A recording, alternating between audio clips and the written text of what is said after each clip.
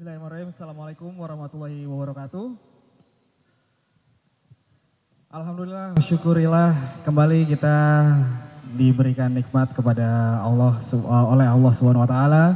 Kembali kita dikumpulkan di tempat terbaiknya di Masjid Al-Azhar Jakarta Permai Bekasi.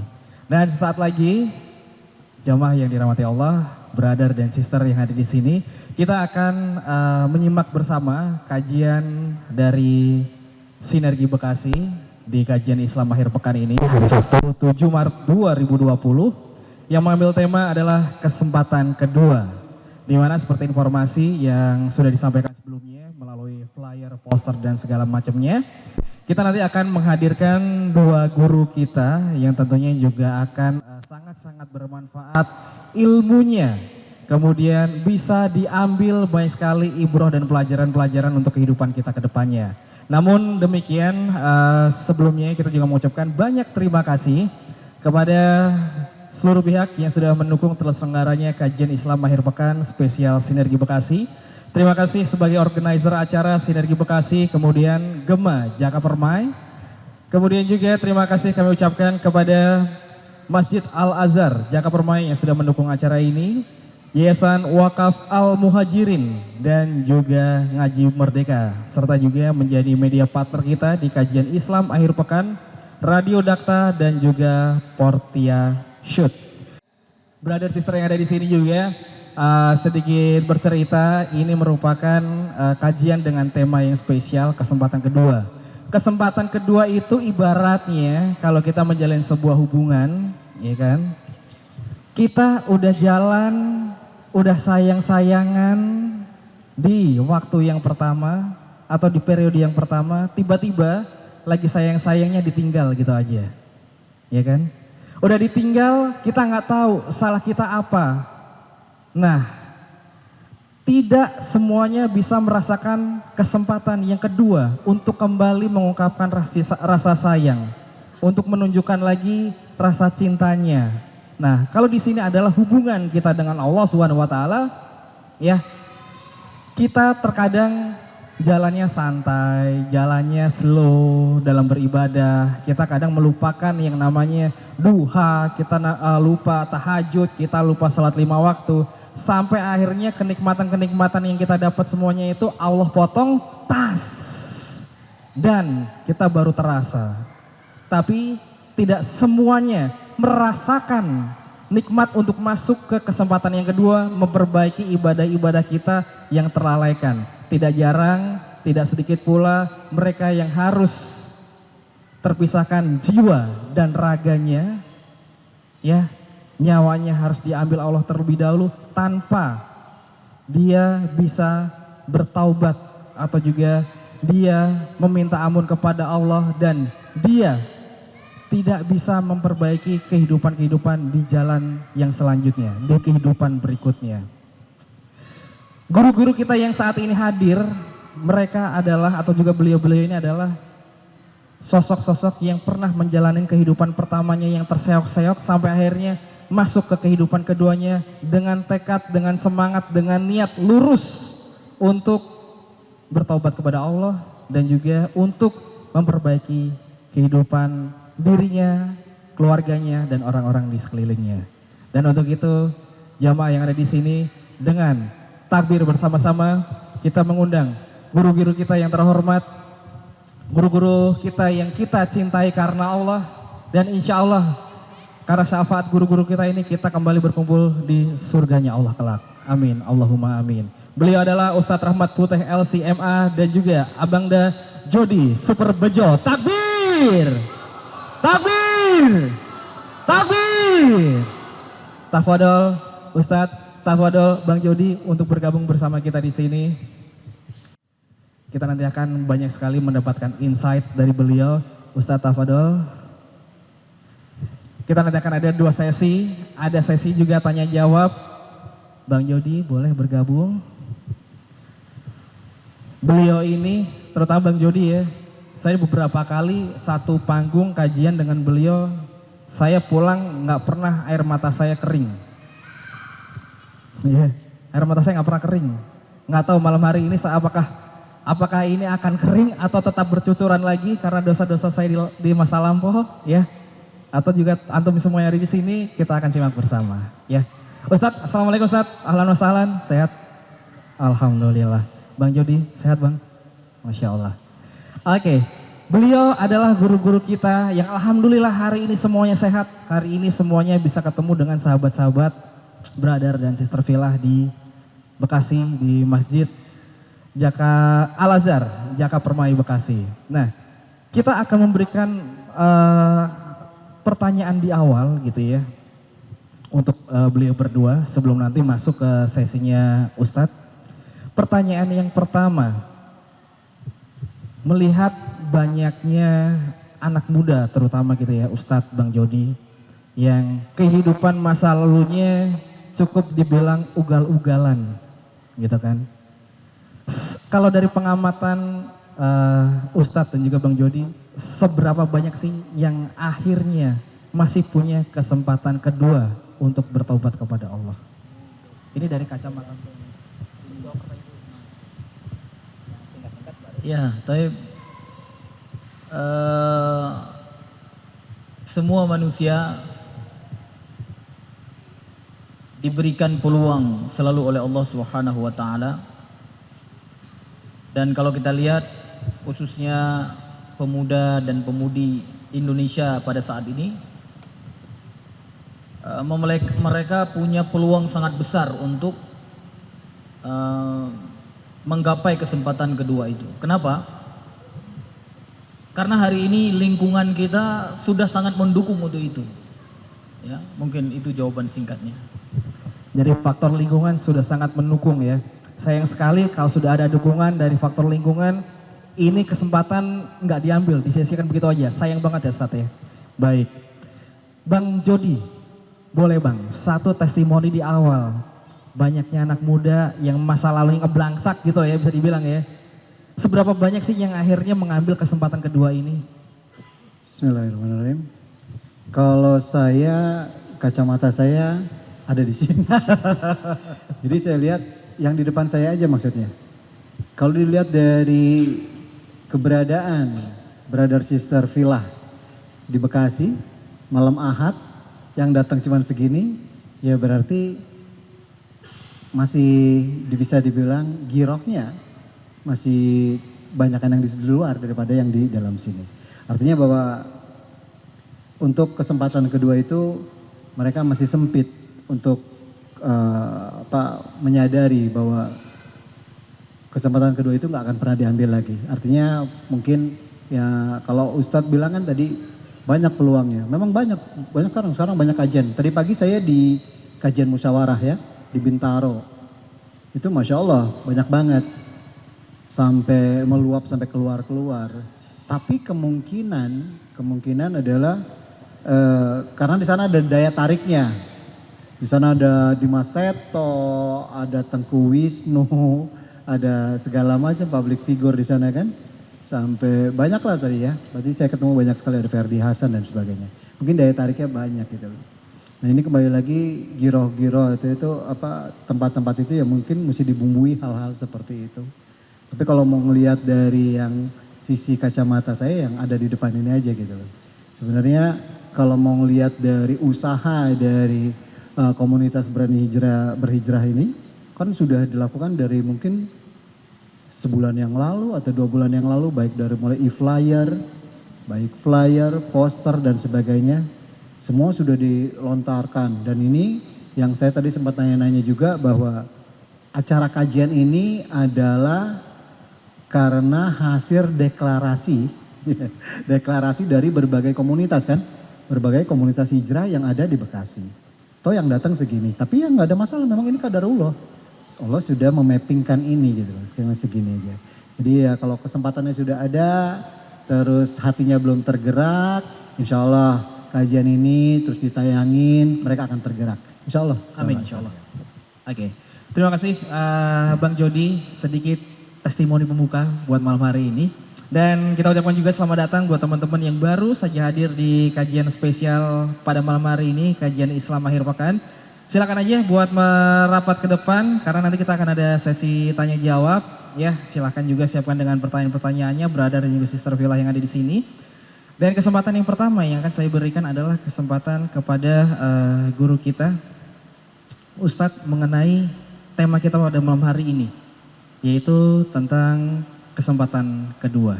Nanti dari teman-teman bisa mengambil ibroh atau juga pelajaran-pelajaran dari beliau yang tentunya kalau ada yang gak nyangkut ya, kalau ada yang bingung boleh ditanyakan di sesi tanya jawab. Tafadhol Ustadz. Masya Allah, mohon izin.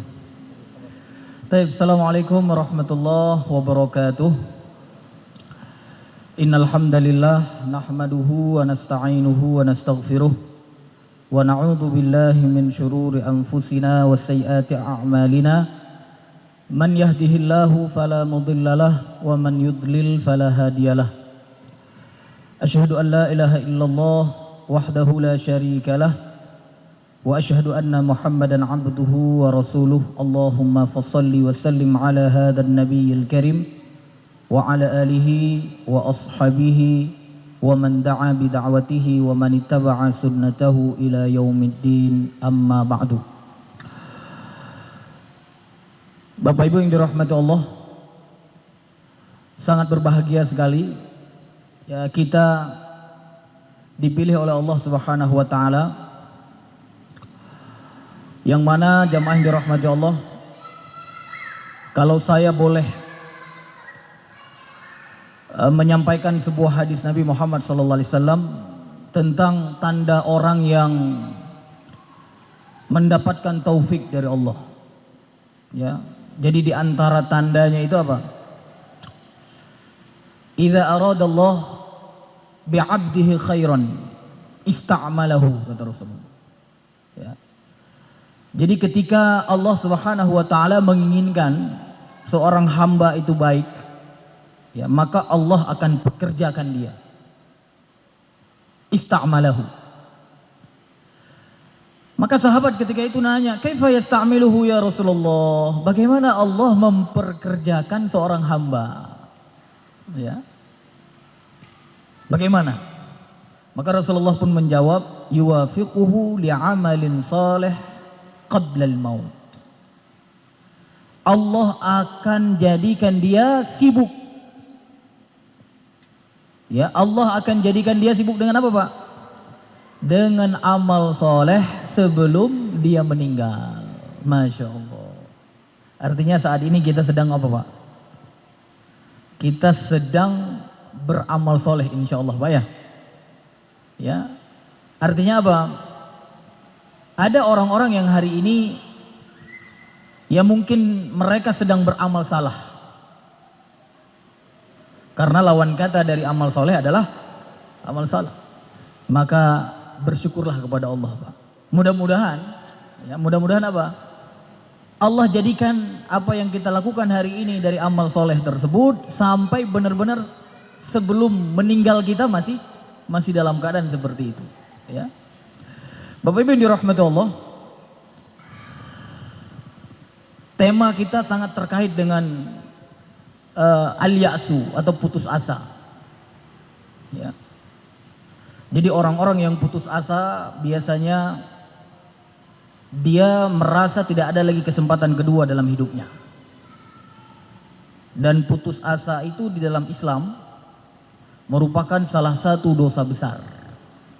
Artinya dosa yang tidak terhapus dengan hanya kita mengerjakan sholat atau istighfar saja. Tapi kalau dosa besar itu harus apa? Harus ada ritual khusus namanya. Ya, ritual khususnya apa? Ya, taubatun nasuha. Ya. Tapi kalau dosa-dosa kecil dengan sholat isya tadi misalnya, atau tadi sholat maghrib, atau tadi kemarin ya, sudah sholat Jumat, maka itu sudah terhapus dengan sendirinya. Karena Rasulullah mengatakan, as-salawatul khamsu wal jum'ah ilal jum'ah Ramadan ila Ramadan mukaffaratun lima bainahuma. Ya, idza ijtanaba al-kabair. Jadi kata Rasulullah, dari sholat satu ke sholat yang lainnya, artinya sholat 5 waktu. Jumat ke Jumat, Ramadan ke Ramadan, itu akan menjadi penghapus dosa di antara keduanya. Jadi kalau tadi sebelum Isya ada yang melakukan dosa kecil, maka begitu selesai sholat Isya, sholat Isyanya ya sesuai dengan yang dituntut oleh syariat, rukun, syarat, ya semua terpenuhi, maka apa? Semua dosa tersebut gugur. Tapi kalau dosa besar tidak. Dosa besar apa? Harus melalui ritual khusus, yaitu taubatun nasuha. Nah, salah satu dosa besar itu adalah al-ya'su, yaitu putus asa. Jamaah yang dirahmati Allah. Allah katakan di dalam surat Yusuf ayat 87, ya, yang buka Quran atau yang bawa Quran bisa sambil tadabur, ya. Kata Allah Subhanahu wa taala, "Wala tayasu min rauhillah." Jangan kalian putus asa dari rahmat Allah. Innahu la yayasu min rauhillah illa al-qaumul kafirun. Kata Allah. Sesungguhnya tidak akan berputus asa dari rahmat Allah kecuali siapa, Pak? Kecuali orang-orang kafir. Jadi orang yang merasa dia tidak punya lagi kesempatan kedua ketika dia menjalankan atau melakukan kemaksiatan, ya, maka ketahuilah berarti hampir sama dia dengan orang kafir. Dan juga Allah Subhanahu wa taala katakan di dalam surat Al-Hijr ayat 56, ya. Apa firman Allah di dalam surat Al-Hijr ayat 56? Allah katakan, ya, man yaqnatu min rahmati rabbih illa dhallun, ya, wa ma yaqnatu min rahmati rabbih illa dhallun. Ya, tidak ada orang-orang yang berputus asa dari rahmat Rabb-nya. Ya, benar gak ayatnya begitu? Surat Hijr ayat 56. Ya. Jadi itu perkataan Nabi Ibrahim alaihissalam. Ya. Wa ma yaqnatu min rahmati rabbih illa dhallun. Tidaklah orang yang berputus asa dari siapa, Pak?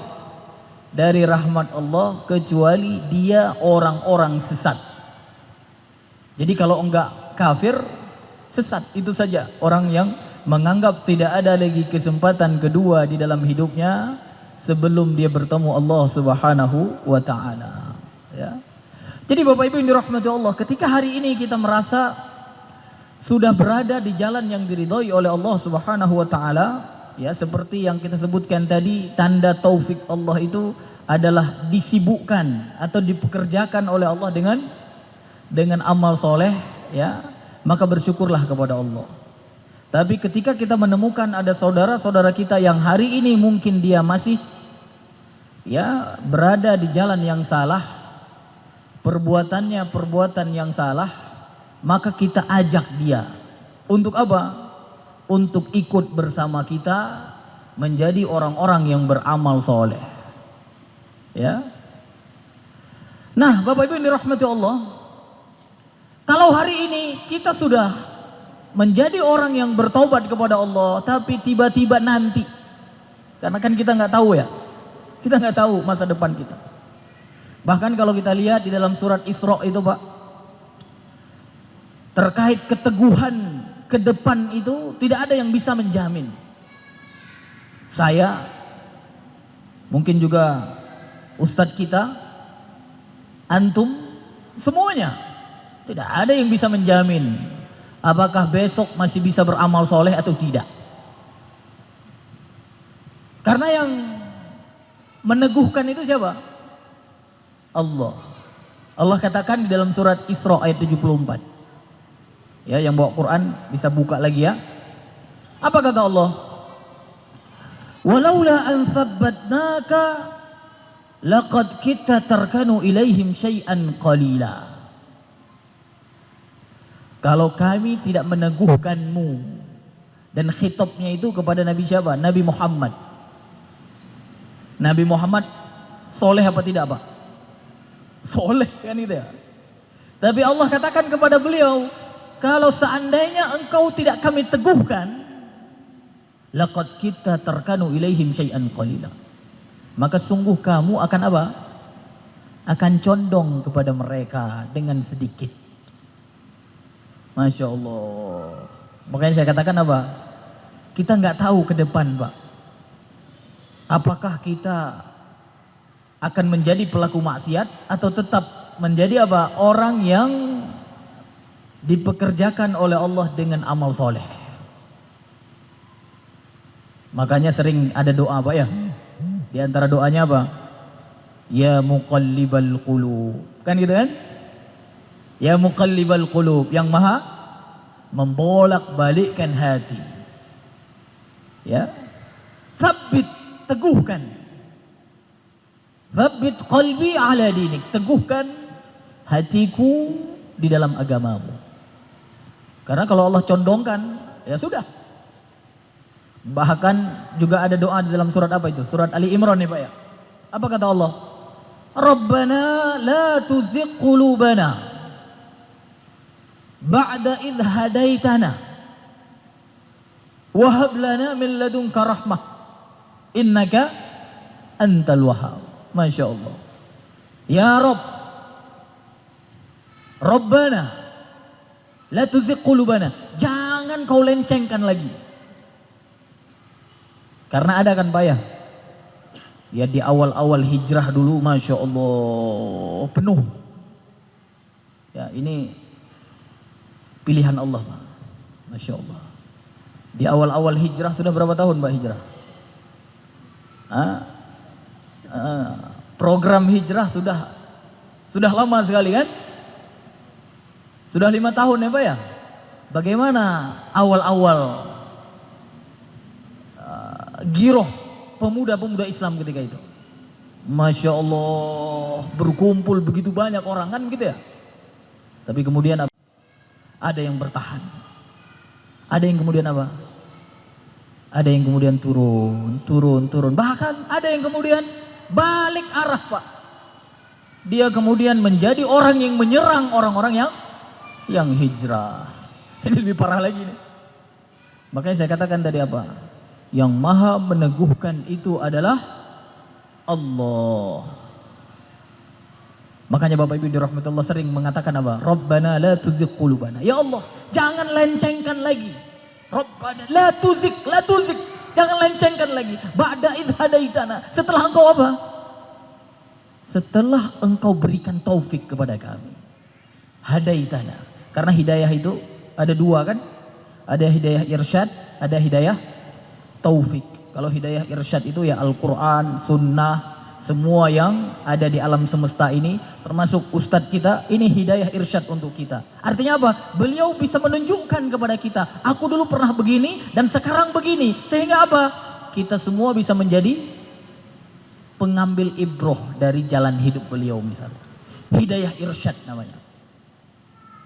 Al-Quran, Sunnah, dan semua yang diciptakan oleh Allah di dalam dunia ini. Ada taufik. Tapi taufik ini tidak diberi kecuali hanya kepada yang dikehendaki oleh Allah. Dan di antara tandanya apa tadi, Pak? Disibukkan dengan amal soleh. Makanya begitu kita merasakan hari ini, taufik itu sudah masuk kepada diri kita, minta kepada Allah, ya Allah, jangan lencengkan lagi ya Allah, jangan lencengkan lagi ya Allah. Ya, Bapak Ibu yang dirahmati Allah. Tapi kalau jatuh juga, melenceng juga, lalu bagaimana? Apakah aku tetap kemudian bertahan dalam kejatuhan itu, atau aku bangkit lagi? Kan gitu kan? Kalau sudah ada mungkin 5 tahun yang lalu mengenal semangat pemuda-pemuda untuk hijrah, sekarang jatuh, sekarang hilang semangatnya, apakah aku kemudian bertahan di dalam ketidaksemangatan itu? atau aku bangkit kemudian bergabung lagi dengan saudara-saudara ya aku selama ini yang berjuang di jalan Allah. Ya, maka Bapak Ibu dirahmati Allah, kalau kita pun merasa jatuh, dulu sudah bertobat dari setiap yang kita lakukan, sekarang kembali lagi, maka yang harus kita lakukan adalah bertaubat lagi. Ya. Karena Allah Subhanahu wa taala akan terus mengampuni manusia selama dia apa, Pak? Selama dia bertaubat. Seperti ya dalam sebuah hadis qudsi, Pak ya. Mungkin ini udah sering kita dengar. Apa hadis qudsinya? Ya, hadis qudsi ya yang diriwayatkan oleh Abu Hurairah radhiyallahu anhu ya. Dia mengatakan qala Rasulullah sallallahu alaihi wasallam an Rasulillah sallallahu alaihi wasallam fima yahqihi an rabbih ya. Jadi Rasulullah mengatakan apa-apa yang diriwayatkan dari Rabb-nya. Ya, jadi hadis qudsi itu hadis yang diriwayatkan oleh Rasulullah dari Rabb-nya, dari Allah. Jadi itu perkataan Allah. Nah, Allah mengatakan di dalam hadis qudsi itu apa? Aznaba abdun zamban. Ya. Hambaku melakukan kesalahan, berdosa, melakukan dosa. Kemudian setelah dia melakukan dosa, faqala, hamba tersebut mengatakan, Allahumma ghfirli dzambi. Ya Allah, ampuni dosaku ya Allah, ampuni kesalahanku ya Allah. Tadi yang melakukan dosa siapa? Dia, hamba itu.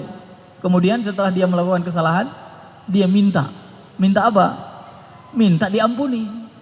Maka ketika itu Allah mengatakan, wa qala Allah Ta'ala, ya, aznaba abdi dzamban, hambaku telah melakukan dosa, fa'alima anna lahu rabban, ya, fa'alima annahu rabban yaghfiru az-dzamba. Dia mengetahui bahwa dia punya Rob yang apa, Pak? Yang maha mengampuni. Fa'alima anna lahu Rabb yaghfiru dzamba. Dia mengetahui. Ya. Jadi hamba yang melakukan kemaksiatan tadi, hamba yang melakukan dosa tadi, dia mengetahui bahwa dia punya Rob yang maha mengampuni dosa-dosa. Wa ya'khudhu bidzambi, dan dia juga mengetahui, Pak, Allah itu akan mengazab orang, akan menyiksa orang dengan dosa. Jadi hamba itu sebenarnya kita, seperti kita hari ini kan kita tahu, Pak ya, kalau kita melakukan kesalahan, mungkin Allah akan ampuni, mungkin juga Allah akan apa? Akan mengazabnya. Kita tahu. Tapi kemudian apa yang dilakukan oleh hamba tersebut setelah dia bertaubat tadi, minta ampun dari dosanya, fa'ada summa 'ada fa'aznaba. Kemudian dia kembali lagi untuk melakukan dosa, Pak. Tadi sudah minta ampun, kemudian kembali lagi. Ya. Maka kemudian dia pun mengatakan apa? Ya, qala ay rabbighfirli dzam. Ya, ya Allah, ampuni aku dari dosa yang sudah aku lakukan lagi. Ya. Maka di saat itu pun Allah Subhanahu wa taala mengatakan lagi apa? Ya. Allah mengatakan lagi, ya, aznaba 'abdi dzamban. Hambaku melakukan dosa lagi. Fa'alima anna lahu, ya, rabban yaghfiru dzamba wa ya'khudhu bidzambi. Dan dia mengetahui bahwa Allah Subhanahu wa taala mengampuni dosa, dan kemudian Allah Subhanahu wa taala atau Rabb-nya akan mengazabnya. Ya. Itu terulang, Pak, sampai kemudian apa? Sampai kemudian 3 kali. Ya, disebutkan di hadis itu. Dia pertama melakukan dosa, kemudian dia minta ampun kepada Allah karena dia ketahui bahwa Allah Maha Pengampun dan juga bisa mengazabnya. Kemudian Allah mengampuninya, kemudian dia ulangi lagi. Dia minta lagi untuk minta lagi agar diampuni oleh Allah. Kemudian apa? Dia ulangi lagi. Kemudian dia minta lagi. Akhirnya Allah di akhir hadis itu mengatakan apa? Ya, faqad ghafartu li 'abdi, sungguh aku telah mengampuni dosa-dosa hambaku. Habis itu kata Allah lagi apa? Ya, falyaf'al ma syaa. Ya, kerjakan apa yang kamu suka. Masya Allah. Jadi Bapak Ibu yang dirahmati Allah, ketika hari ini mungkin 5 tahun yang lalu kita sudah bertaubat dari apa yang pernah kita lakukan dulu, tapi hari ini ternyata kembali lagi kita melakukannya, maka jangan pernah berputus asa. Ingat, Allah akan mengampuni dosa kita. Ya, tetapi kalau kata Imam Nawawi ketika menjelaskan hadis ini apa Pak? Ya, kata Imam Nawawi dengan catatan ketika dia melakukan dosa itu dia bertaubat dengan taubatan nasuha. Yang taubatan nasuha itu syaratnya apa Pak? Syarat yang pertama itu iqla'. Iqla' itu artinya meninggalkan, berlepas diri. Kalau hari ini kita pelaku maksiat dalam riba, berarti lepaskan diri kita di dalam riba. Kalau kita pelaku maksiat, misalnya kalau ada adik cewek yang laki-laki perempuan berpacaran misalnya, maka lepaskan apa? Lepaskan pacarnya gitu. Itu syarat taubat yang pertama. Yang kedua apa? Yang kedua adalah an-nadmu, yang menyesali apa yang pernah dilakukan dulu. Baru yang ketiga apa? Yang ketiga al-azmu bi alla ya'uda ila ma'siyati. Dia berazam untuk apa? Untuk tidak mengulangi kemaksiat yang pernah dia lakukan. Jadi yang pertama melepaskan, yang kedua menyesali, yang ketiga apa? Yang ketiga kemudian dia berazam tanpa harus bersumpah. Ya, tanpa harus bersumpah. Aku bersumpah ya Allah, aku nggak mau melakukan lagi. Tidak ada keharusan itu. Yang penting apa? Yang penting azam saja. Itu baru taubat nasuha. Nah, setelah kita berazam, kemudian 5, 10 tahun atau berapa tahun lagi kita kemudian terulang lagi, taubat yang pertama sudah diampuni oleh Allah Subhanahu wa taala. Maka dosa yang dihitung dari mana, Pak? Dari setelah kita bertaubat yang pertama. Kemudian kita minta lagi, maka akan diampuni lagi oleh Allah Subhanahu wa taala. Ya, kemudian kita ulangi lagi, kita minta lagi, akan diampuni oleh Allah Subhanahu wa taala dengan catatan apa? Sebelum ajal kita sampai atau ruh kita sampai kerongkongan. Ya, innallaha yaqbalu taubah min 'abdihi hatta yughargir, kata Rasulullah. Allah itu akan selalu menerima taubat hambanya sampai apa? Sampai yughargir, sampai apa? Ruhnya ini sampai sini.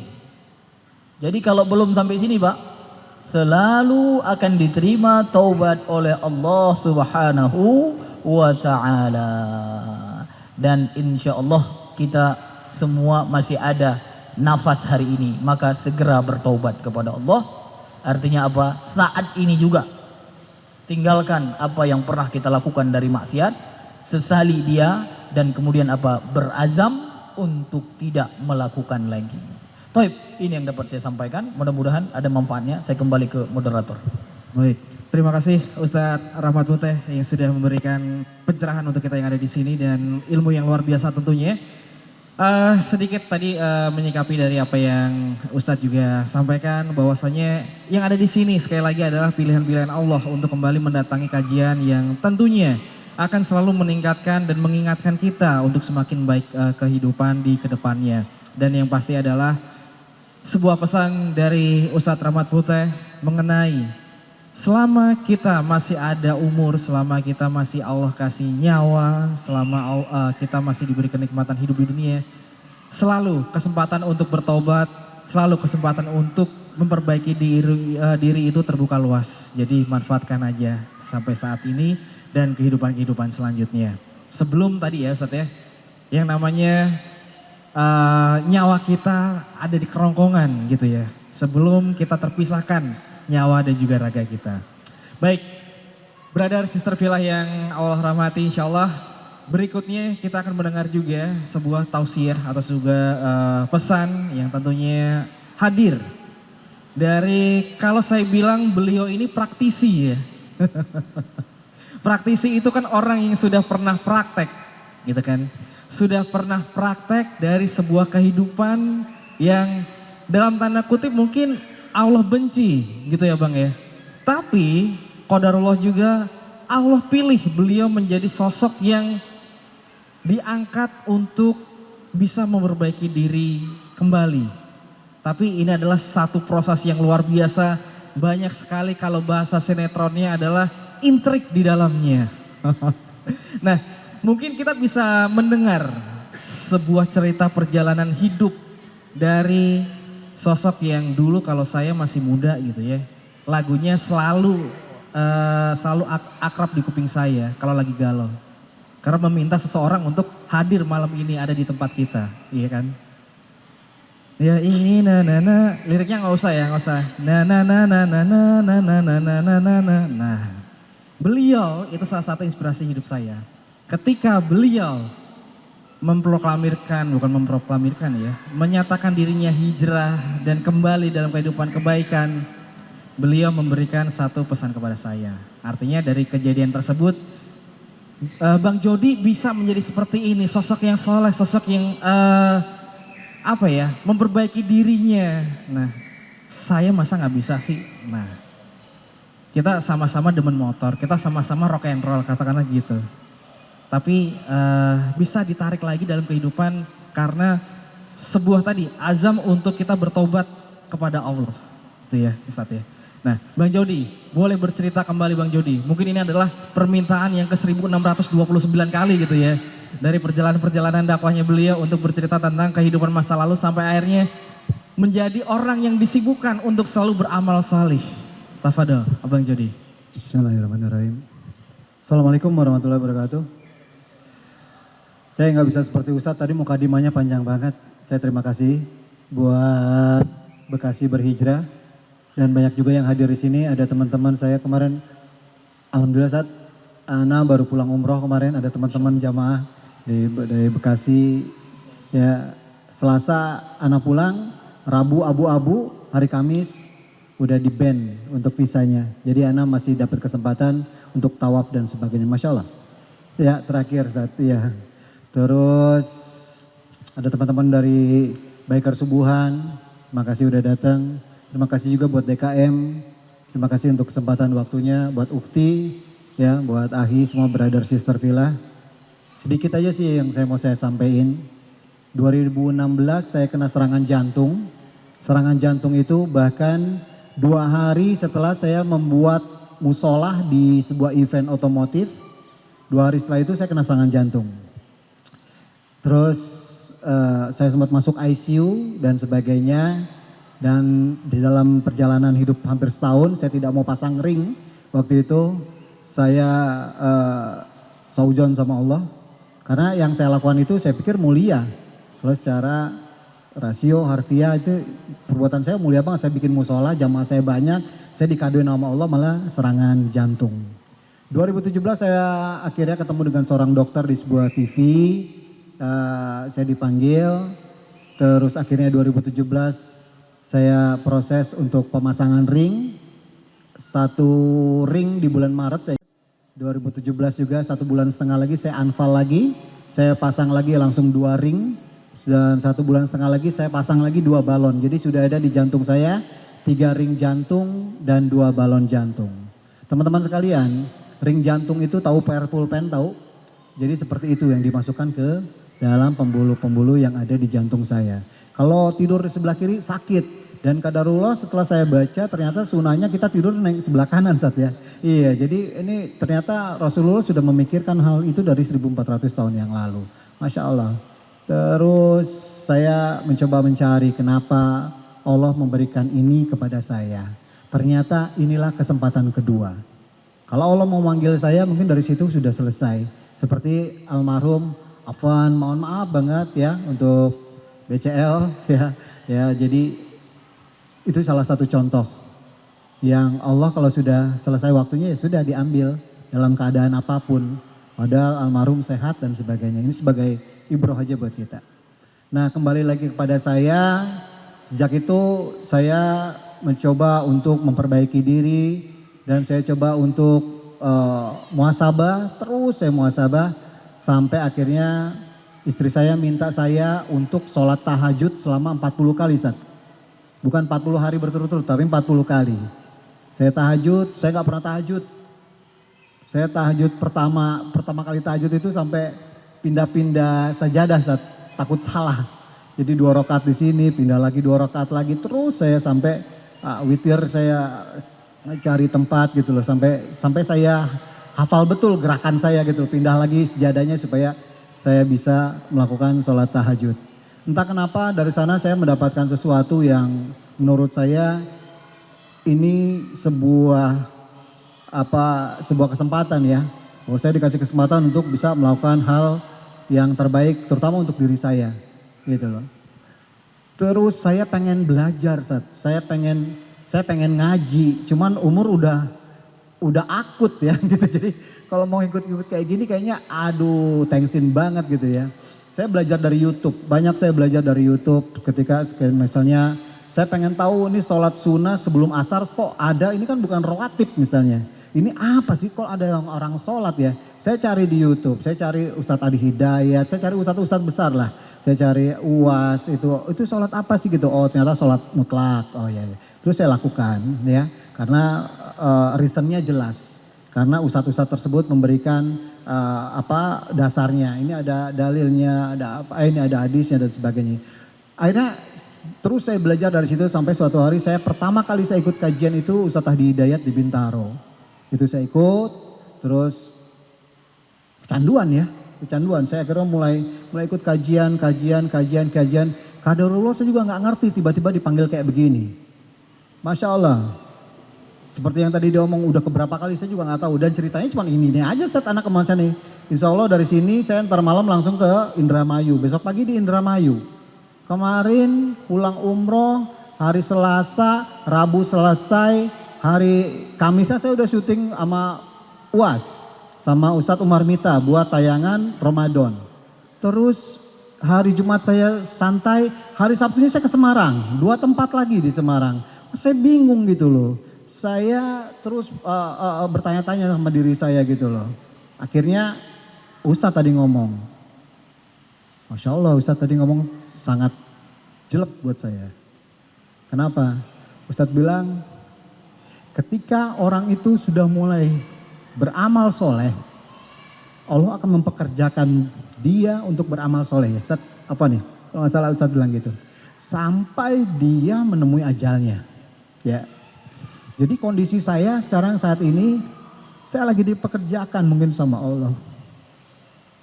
Dan saya nggak tahu apakah hari ini saya terakhir atau, tapi yang jelas saya selalu berpikiran hari ini hari terakhir saya, Ustaz, gitu loh. Dimanapun saya berpikiran, dimanapun saya ada, hari ini hari terakhir saya. Sampai saya di mobil, saya nggak berani dengerin musik lagi, saya nggak berani banyak telepon, paling ya saya jawab, kalau ada WhatsApp pun saya jawabnya pakai voice note gitu loh.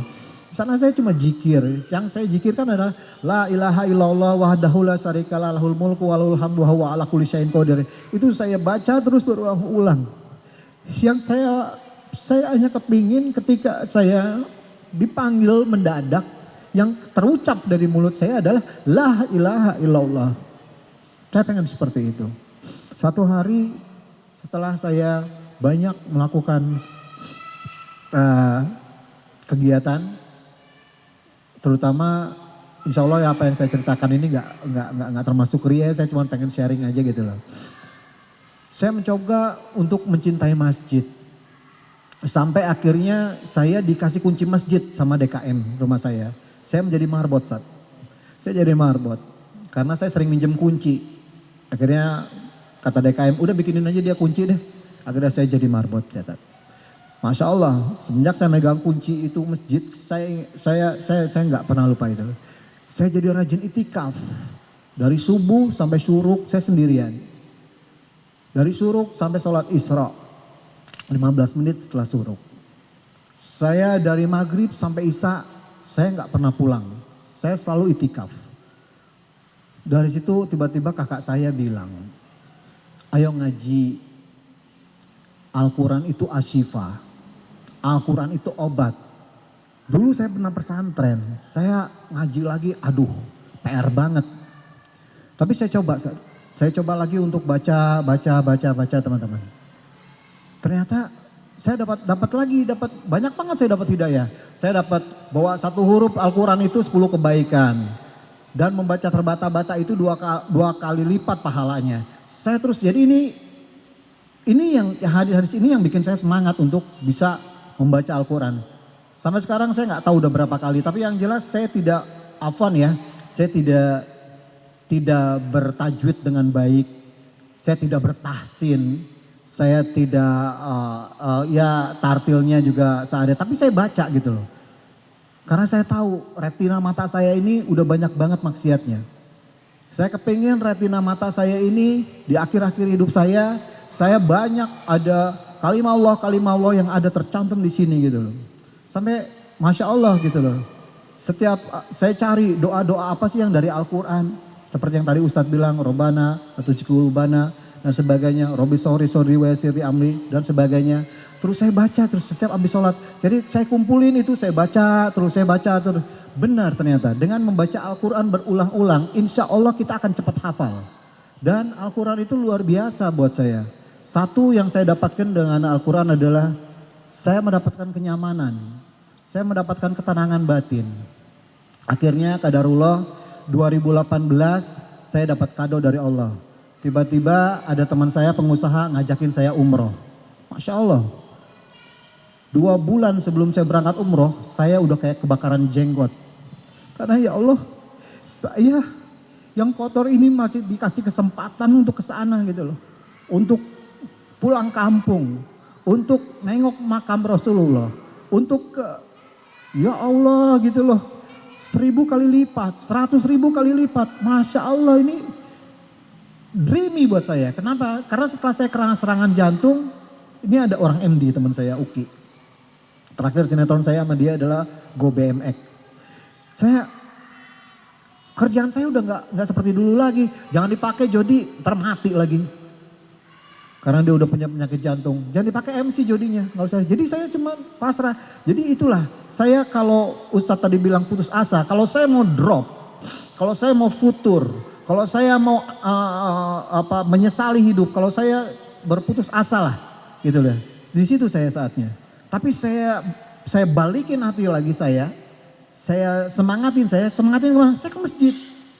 Saya jamaah, tepat waktu, 5 waktu berjamaah terus subuh sampai tetangga saya bengong.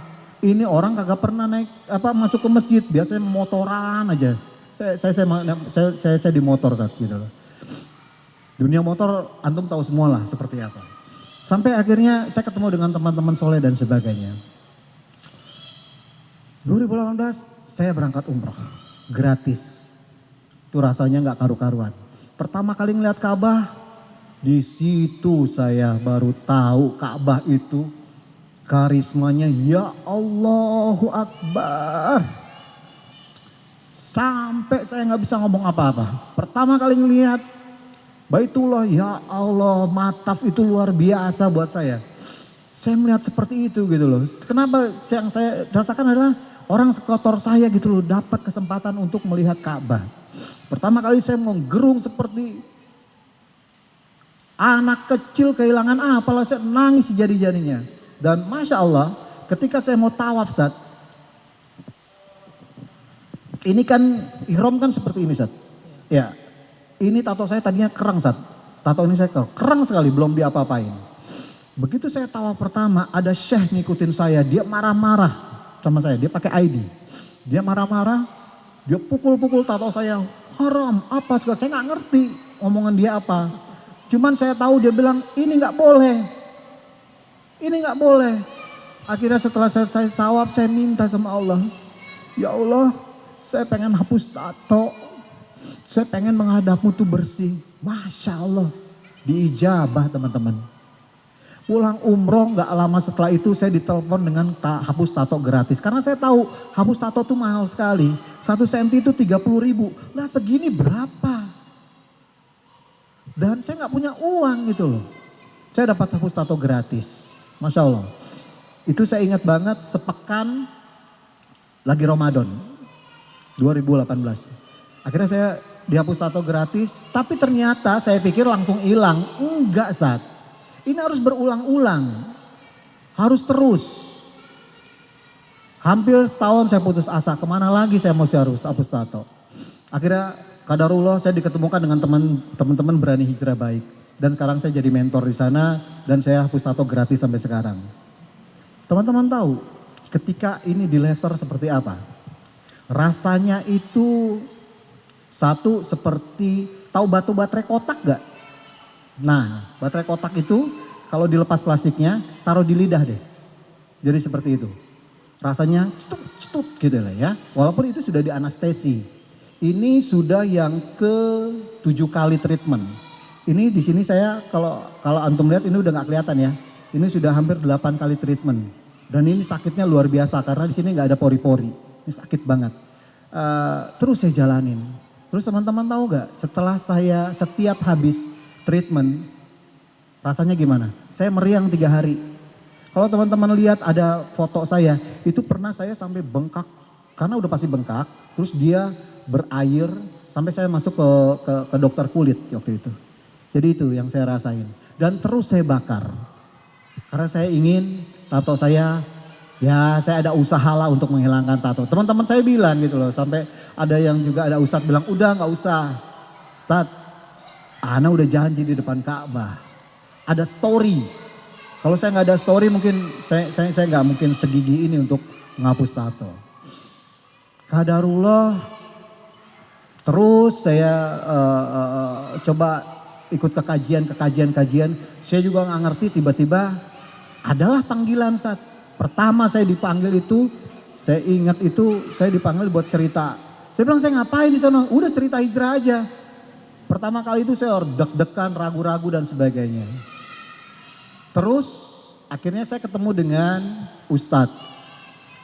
Ustadz bilang gak usah takut, cerita aja.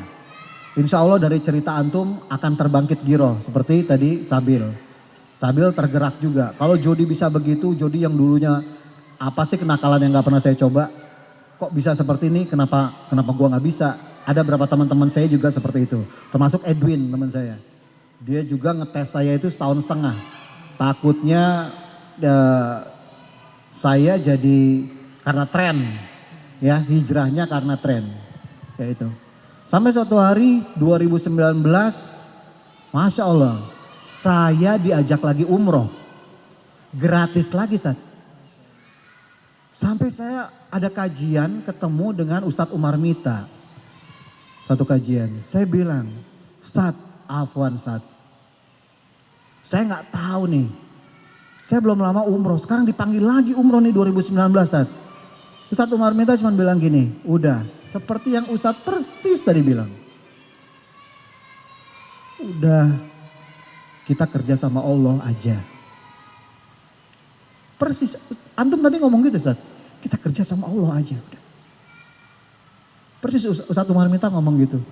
Saya bilang ya Allah saya dapat lagi ke sana kedua. Saya umroh dengan luar biasa karena sudah pernah yang pertama 2019 saya umroh. 2019 pulang umroh. Saya minta waktu itu ya Allah keluarkan saya dari kepelikan hidup saya. Hidup saya ini kok mumet banget sih. Saya sudah hijrah, saya sudah menjalani sunah-sunah, saya sudah baca mushaf, saya sudah segala macam. Tapi kok saya masih galau, masih nggak jelas gitu. Masih dibawa dirunung ke ragu-raguan dan sebagainya gitu loh. Dan masih sering futur lah. Ternyata jawabannya Ustaz. Saya diskus sama keluarga segala macam. Akhirnya saya putuskan jual rumah. Masya Allah teman-teman, brother sister Villa. Saya ingat betul saya jual rumah waktu itu. Hari Jumat, ba'da subuh. Saya bilang sama jamaah, gue mau jual rumah dong. Tolong bantuin kalau ada yang beli. Jual tanah aja deh, gak usah jual bangunan. Yang penting itu rumah beres. Yang penting gua bisa bayar bank. Yang penting seperti yang antum bilang tadi saat di langkah kedua. Gua bebas dari riba. Pada subuh saya ngomong sama teman saya, jam 8:30 ada yang WhatsApp saya, jam 9 lewat orangnya datang, jam 10 kurang deal. Itu hari juga. Deal itu pulang umroh yang kedua. Senin saya bayar rumah saya bayar semuanya. Nggak lama terus saya jual mobil saya beresin semua riba-riba saya. Sampai sekarang saya ngontrak. Artis, dulu papan atas lah. Apa aja ada. Hidup saya nyaman, anak-anak saya nyaman. Istri apalagi segala macam, wah nyaman. Tiba-tiba saya harus ngontrak. Tiba-tiba saya keluar dari zona kenyamanan. Dan yang lebih luar biasa lagi, contoh kecil aja. Dulu mandinya pakai shower, air panas tinggal ada. Sekarang mandinya saat olahraga, saat pakai gayung. Masya Allah, nikmat teman-teman. Tidur mau jam berapa aja, langsung ngorok. Gak mikir lagi, bayar angsuran seperti apa ya. Nanti duit dari mana ya untuk bayar angsuran. Alhamdulillah, Masya Allah. Sekarang saya hidup ngontrak dan saya nyaman banget. Itu umroh saya yang kedua. Dan ya Allah, saya nggak ngerti Ustaz. 2020 saya diajak umroh lagi, baru pulang kemarin Selasa yang lalu. Tiga-tiganya saya umroh gratis. Kalau kata orang Sunda namanya umroh pamer, pamere, ya benar-benar dikasih. Saya mau nularin ke teman-teman. Siapa yang mau umroh gratis? Angkat tangan. Siapa yang mau umroh gratis? Syaratnya terutama untuk ikhwan adalah ayo itikaf subuh sampai syuruk. Karena itu pahalanya sama dengan haji dan umroh. Antum tahu, anak yakin antum tahu lah hadis itu semua. Siapa sih yang nggak tahu hadis itu pasti tahu kan? Ayo itikaf. Ngapain? Baca mushaf. Ngapain? Nggak bisa baca mushaf malas karena kadang-kadang baca mushaf boring ya. Kadang-kadang baca mushaf itu lagi ya kan. Lihat YouTube. Atau ada teman diskus masalah agama. Apa aja sampai waktunya syuruk. Sholat 2 rakaat Isra. Masya Allah, insya Allah diijabah. Saya ngejalanin hampir tiap hari. 2020 Januari, Allahu Akbar. Saya dikasih kado lagi sama Allah. Tanggal 30 saya keluar sama istri saya dan anak saya ke rumah adik saya. Tanggal 31 kita kumpul-kumpul. Tanggal 1 pagi jalanan rumah saya segini. Dan rumah saya kontrakan saya 40 cm lebih rendah dari jalanan. Berarti kalau di jalanan segini, di dalam rumah saya segini. Tanggal 1 Januari sudah seleher. Kalau di luarnya sejalanan seleher berarti di dalam rumah saya sudah segini. Tanggal 2 saya cuma senyum aja, ya udah. Rumah kerendam, oh ya udah gitu ya. Saya coba biasa aja Ustaz, ya kan Januari. 5 hari setelah surut saya ke sana. Allahu Akbar. Kuatkan saya ya Allah, kuatkan saya ya Allah. Yang membolak-balikan hati. Tolong kuatkan saya. Gak ada satupun barang saya yang tersisa. Kulkas saya aja ada di atas meja makan. Barang semuanya habis. Semua habis. Saya cuma bawa pakaian doang yang bisa saya selamatin, benda-benda kecil-kecil semuanya. Semua habis, yang tersisa cuma AC sama blower karena tinggi. Gak kerendam. Yang lainnya habis. Ini kado yang saya dapat dari Allah. Saya bilang ada apa lagi nih ya Allah gitu loh. Saya coba bertanya-tanya lagi, saya coba muhasabah, saya coba karena saya gak mau baper sama manusia. Percuma saya baper sama manusia, nolongin kagak. Yang ada cuma bikin kita keki, yang ada cuma bikin kita berharap, gak jelas. Ya kan, mau bantuan segala macam, saya gak mau berharap. Ya udah, saya bapernya sama Allah aja. Ya Allah, ini ada apa lagi gitu loh. Apa lagi nih yang mau dikasih ke saya nih, kado ini apa lagi? Saya coba muhasabah, saya ambil barang-barang itu, saya tinggal di rumah adik saya sekarang di Cikupa. Saya tinggal di sana, antum tahu, saya ngelondri berapa karung? Hampir 17 karung. Antum tahu gak harga saya ngelondri itu berapa? Saya bisa beli 2 mesin cuci baru untuk ngelondri toh. Tapi setelah itu itu jadi, saya bilang, Ya Allah, Ari Untung yang saya ingat. Dia bilang sama saya, Ji, dia manggil saya Jijiana, kita manggilnya Ji gitu. Mungkin barang antum ada yang mudorot, mungkin barang antum ada yang bagaimana lah zaman dulunya. Ini lagi dicuci sama Allah. Ya Allah, ada di Instagram tuh, dia tulis seperti itu. Saya bilang ya udah, begitu udah habis di laundry, saya bilang kita pilih. Kita pilih baju di syuting banyak banget tuh, nggak dipakai, ya kan? Numpuk tuh barangnya. Saya pilih baju-baju yang saya pakai. Afwan, baju yang saya pakai ini adalah baju yang ada di flyer. Ada kan yang di flyer? Ya, yang saya mau Ustaz. Ini bajunya Ustaz. Jadi saya pakai baju yang benar-benar saya pakai. Karena baju saya sedikit. Karena saya nggak pingin saya dihisap terlalu banyak. Jadi baju saya yang itu semua saya kasih-kasihin. Kemarin ada teman-teman juga yang kebanjiran, ada saudara-saudara saya juga yang kebanjiran, dan saya kasih-kasihin ke mereka semuanya. Sekarang baju saya sedikit. Masya Allah. Allahu Akbar. Afwan Ustaz, saya nggak tahu dari mana. Saya nggak tahu lagi berucap terima kasih sama Allah tuh bagaimana Ustaz. Saya yang kotor ini tiba-tiba, ya Allah, insya Allah nggak riak ya. Kulkas saya baru, mesin cuci saya baru, karena yang di rumah kebanjiran udah nggak bisa kepake, udah nggak bisa kepake semuanya. Ranjang saya baru, spring bed saya baru, bangku baru, sofa baru, semua baru. Dari mana? Nggak tahu. Saya nggak tahu. Saya pernah bilang, ya Allah lucu juga ya kalau kita ada tinggal di tempat baru semuanya baru gitu. Diijabah sama Allah. Ini sebelum saya umroh loh. Tahun 2020. Belum, saya umroh baru kemarin, bulan Februari. Januari, all is new. Apakah saya merasa dicintai sama Allah? Saya sempat ngomong kayak gitu. Ya Allah, Allah cinta banget sama saya ya.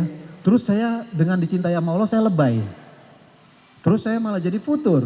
Terus saya malah jadi tidak lebih taat lagi. No, saya bilang ini ujian tetap. Bagi saya ini adalah ujian. Ujian apa lagi ini ya Allah? Kau kasih lagi semuanya gitu. Ke saya ini ujian buat saya. Semuanya baru gitu loh. Ujian apa lagi? Saya nggak ngerti. Saya coba memahami itu gitu loh. Tapi nggak nyampe juga. Akhirnya udah. Qadarullah, rumah adik saya saat ini rumah, satu rumah, dua rumah, masjid. Masya Allah. Fabi ayi ala irobika tukajiman, nikmat mana lagi saya. Saya dari kalau rumah yang kontrak saya dulu, jauh saya ke masjid. Jalan kaki saya, tiap sebelum ajan saya ke masjid, karena saya marbot. Sekarang, kalau rumah udah deket terus saya nggak rajin ke masjid juga. Kalau kata Oji Oma Irama kan terlalu. Saya tetap dengan apa yang sudah saya jalanin dari kontrakan saya.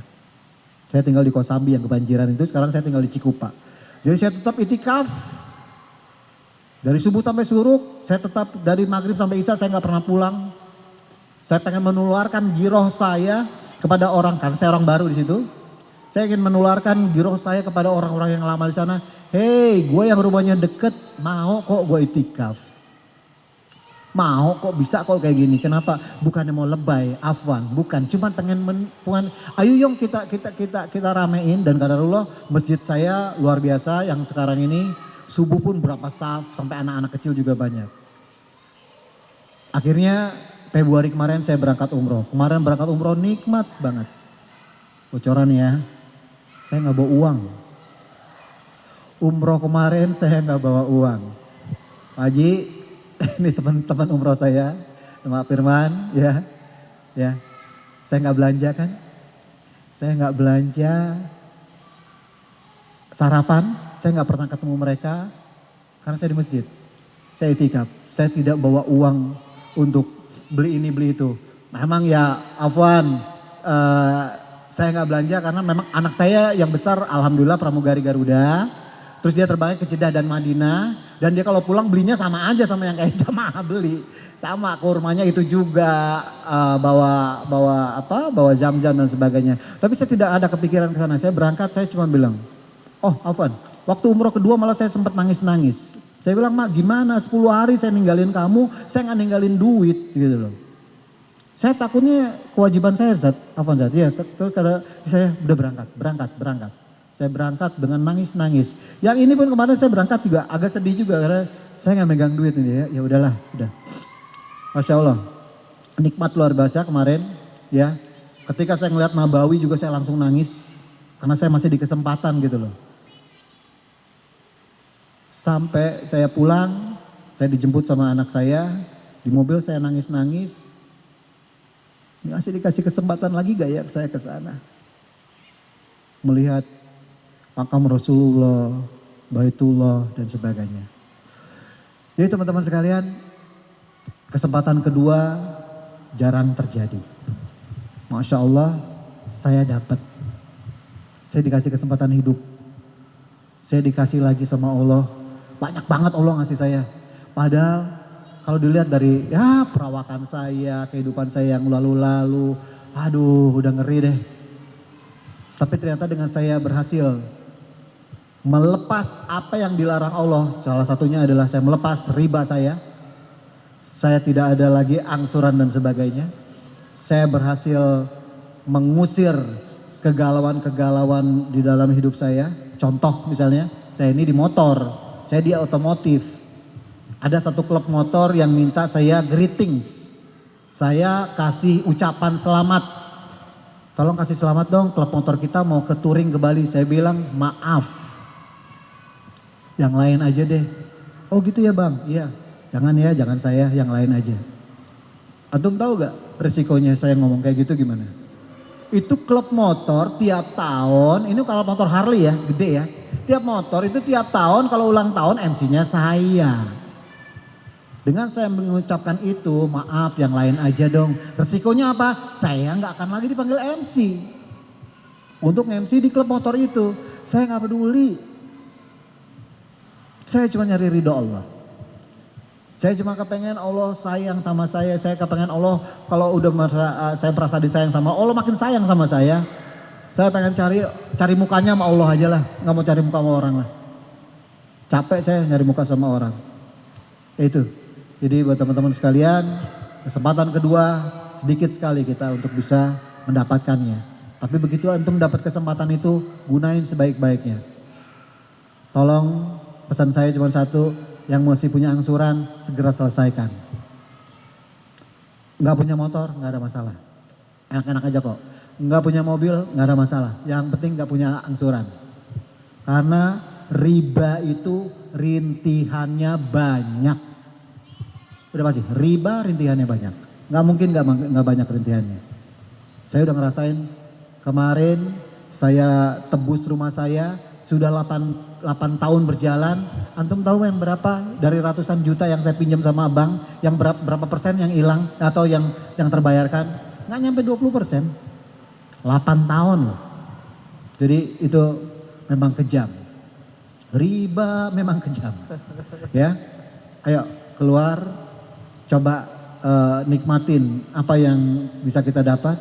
Dan Masya Allah, qadarullah, nggak lama saya keluar dari sana, saya dapat mobil cash, walaupun kecil mobil saya sekarang, ya, saya dapat mobil cash, ya buat kaki lah jalan-jalan ke sono kemari, saya dapat rumah, ya dapat tinggal sama adik gitu loh, saya dapat barang-barang baru, semuanya dari Allah.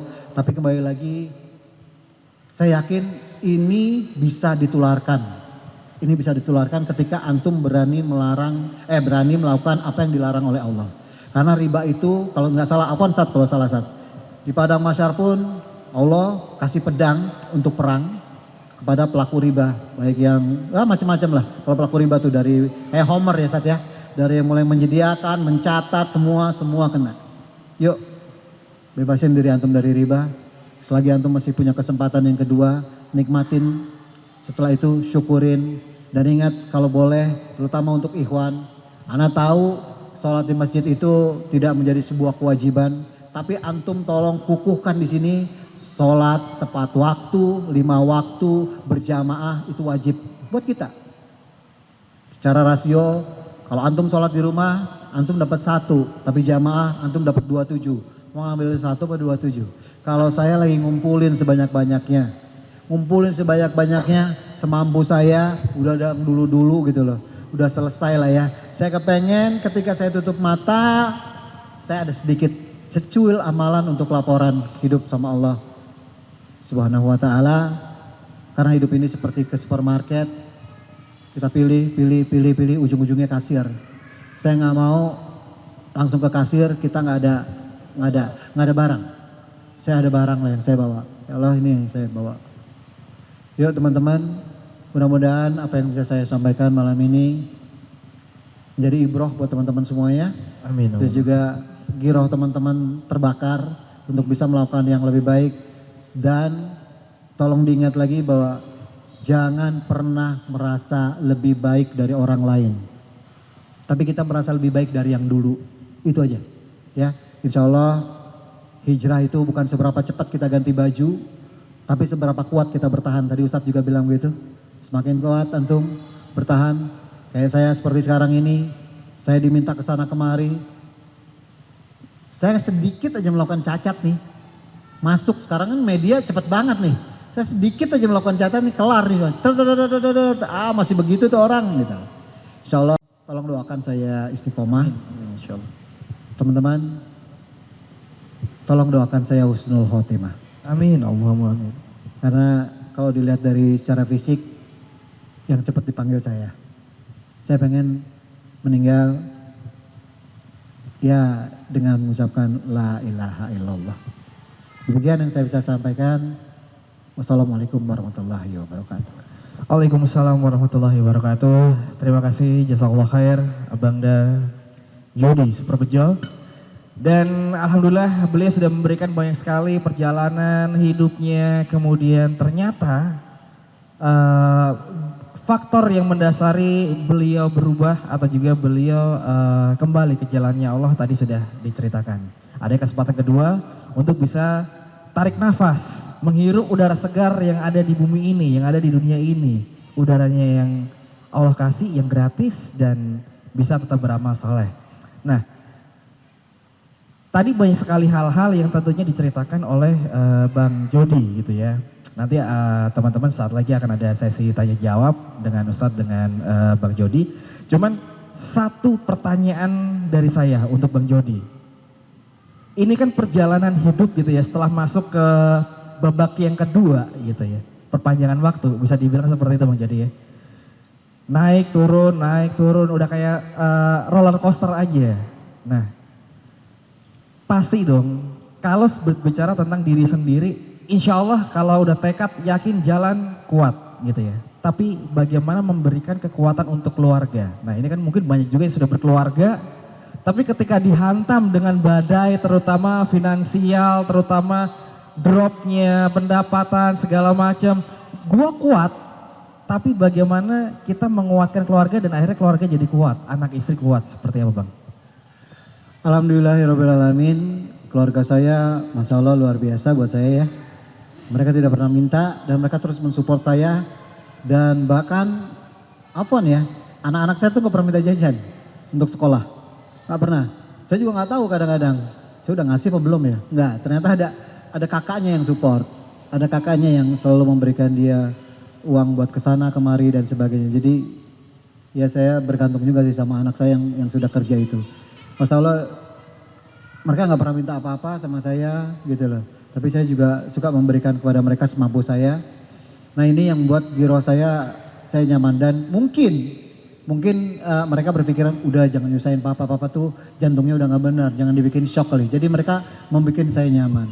Intinya adalah memang faktor yang pertama adalah lingkungan itu adalah di keluarga. Ketika keluarga mensupport, insya Allah semuanya bisa berjalan. Dan yang antum tanya itu memang benar banget. Ada beberapa teman-teman saya yang, Jod gue mau dong hijrah kayak lu. Pertanyaan saya simple. Yang awalnya ketika dia tanya kayak gitu. Saya cuma bilang gini, antum siap miskin gak? Gitu aja. Karena yang dihajar pertama untuk hijrah adalah itu. Ekonomi benar yang tadi. Kalau antum siap, ya udah tepat waktu 5 waktu. Ini hidayah nih Anda bilang. Ini hidayah nih. Antum gigit nih hidayah ini. Jangan dilepas ya. Cuman yang paling fatal aja deh, yang pertama itu adalah itu. Antum siap gak dihantam di ekonomi? Kalau antum siap silakan. Barusan tadi saya ketemu teman saya ada Awing, dia pemain sinetron juga di apa itu yang sama Deddy Miswar itu. Nah dia bilang iya ya teman-teman kita sholatnya belentang-belentong tapi kok rezekinya banyak. Yang bilang gitu loh. Nah itu antum berarti masih mikirin dunia, dia bilang. Nggak usah. Kalau mikirin ke sana nggak ada habisnya gitu. Udah jalanin aja, nikmatin apa yang dapat sama Allah, syukurin. Tapi yang jelas kuncinya adalah buat teman-teman semuanya, apapun yang kita hadapin, qanaah. Semua ketetapan Allah. Hari ini kita ketemu ketetapan Allah, kita ketemu antum Zat, ya kan bisa terjadi Zat. Walaupun kita sudah di flyer, antum nggak bisa hadir, anak nggak bisa hadir, tapi qadarullah, ini ketetapan Allah, kita diketemukan sama Sabil, sama teman-teman semua ini brother sister Tila. Hari ini semua ketetapan Allah. Intinya faktor keluarga harus mensupport, ya apapun itu bentuknya. Kalau seandainya ada yang melenceng-melenceng, diskusi aja. Diskusi dan katakan sama istri, ini qadarullah. Insya Allah dia akan mengerti Kak. Udah ini Allah, maunya Allah nih kayak gini kita. Ya insya Allah, udah nikmatin aja. Ini Allah yang mau, bukan papa yang mau, bukan kamu yang mau. Udah ini maunya Allah. Insya Allah akan lebih lapang ketika kita menyebutkan nama Allah. Masya Allah. Jadi intinya tetap husnuzon dengan ketetapan Allah gitu ya Bang ya. Yang membuat akhirnya jadi sesuatunya yang kita jalanin meskipun berat ya terasa berat tetap ya. Terasa berat tetap tapi tetap enak buat dijalanin gitu aja ya. Oke. Pertanyaan-pertanyaan akan kita buka sesinya buat brother sister Villa yang mau bertanya tentang tema kita pada malam hari ini, kesempatan kedua.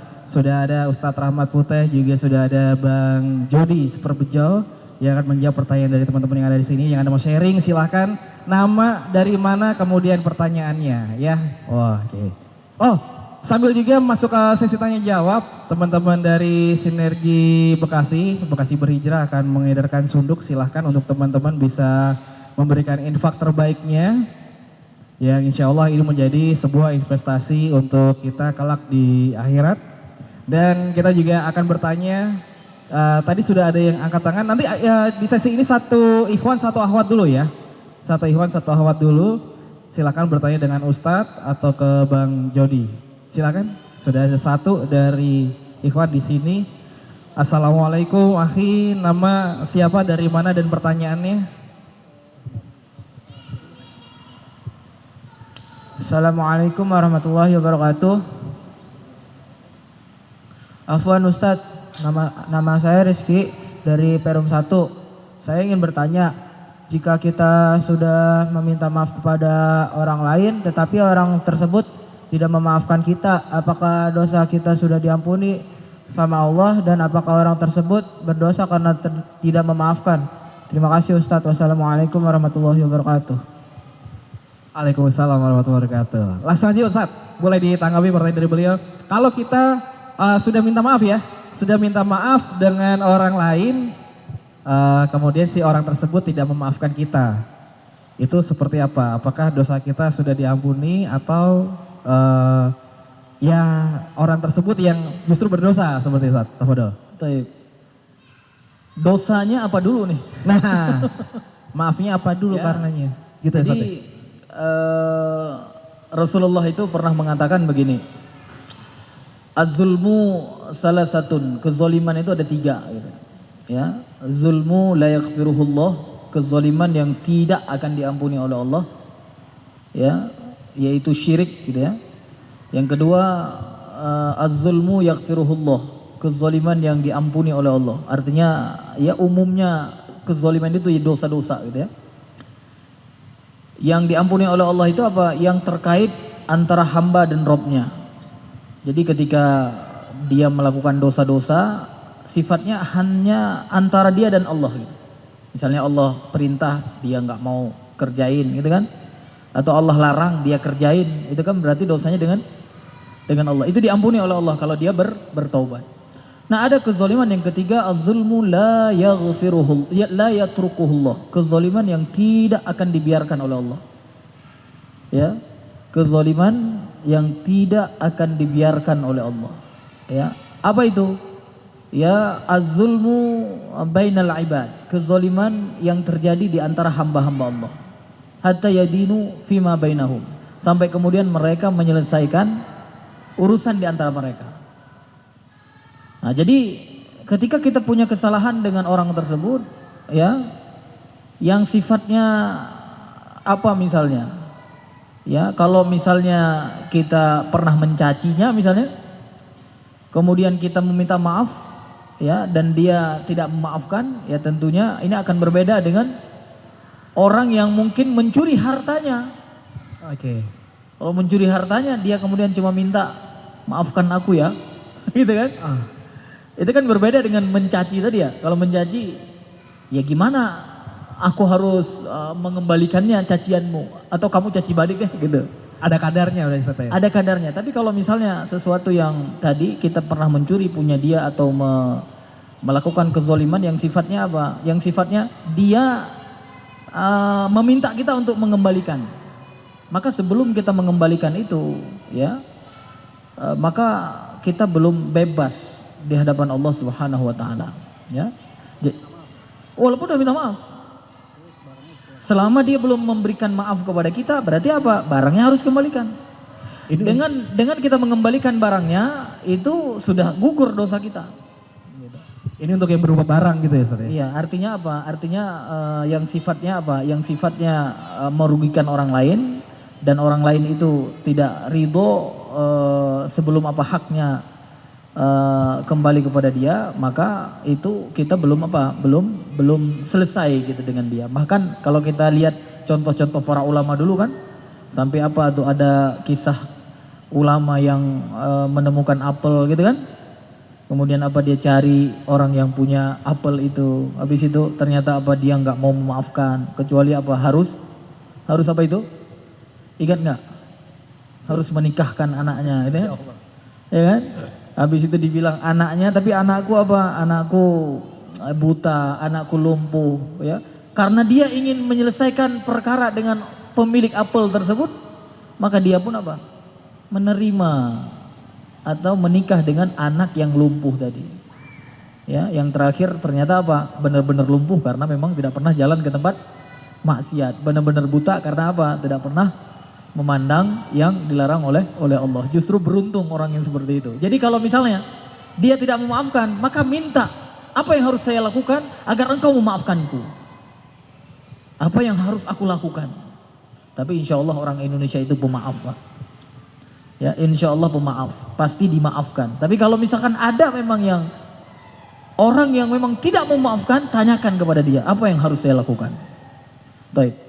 Jadi berarti proses menerima maaf itu juga harus ada ya. Artinya dari kita meminta maaf harus ada balikannya gitu kan ya. Khususnya yang berhubungan dengan hamba. Artinya apa? Apa yang dilakukan oleh seorang manusia dengan hamba yang lain atau dengan manusia yang lain, itu tidak akan dibiarkan oleh Allah sampai mereka menyelesaikan perkara mereka. Masya Allah. Ya, jadi istilahnya apa? Jangan kita menzolimi orang lain, kita mintanya kepada Allah. Kepada Allah ampuninya. Ya. Kan sekarang kan begitu ya. Kesalahan kepada orang lain, mintanya kepada Allah. Kesalahan kepada Allah, mintanya kepada orang lain. Ya, makanya kita harus adil namanya. Adil itu apa? Meletakkan sesuatu pada tempatnya. Baik, wallahu a'lam. Jazakallahu khair Ustaz untuk jawabannya. Dan sekarang untuk di Ahwat boleh satu pertanyaan, Sister. Panitia mungkin boleh beredar mikrofonnya untuk yang mau bertanya.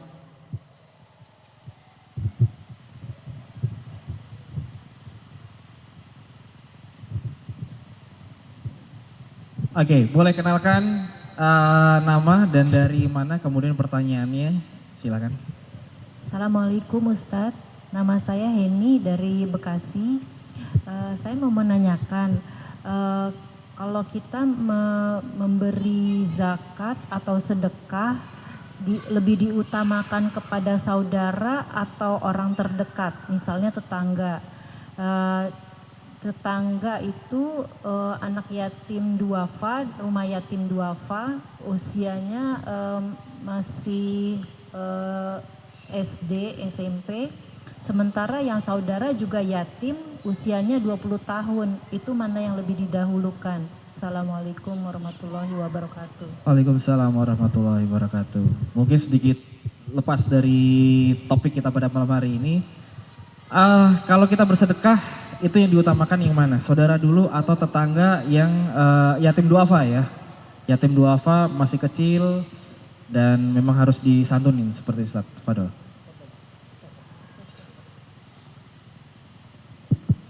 Taib, sedekah ya, sedekah adalah salah satu ibadah yang dianjurkan oleh Allah. Sedekah itu ada yang wajib, ada yang sunnah, gitu ya.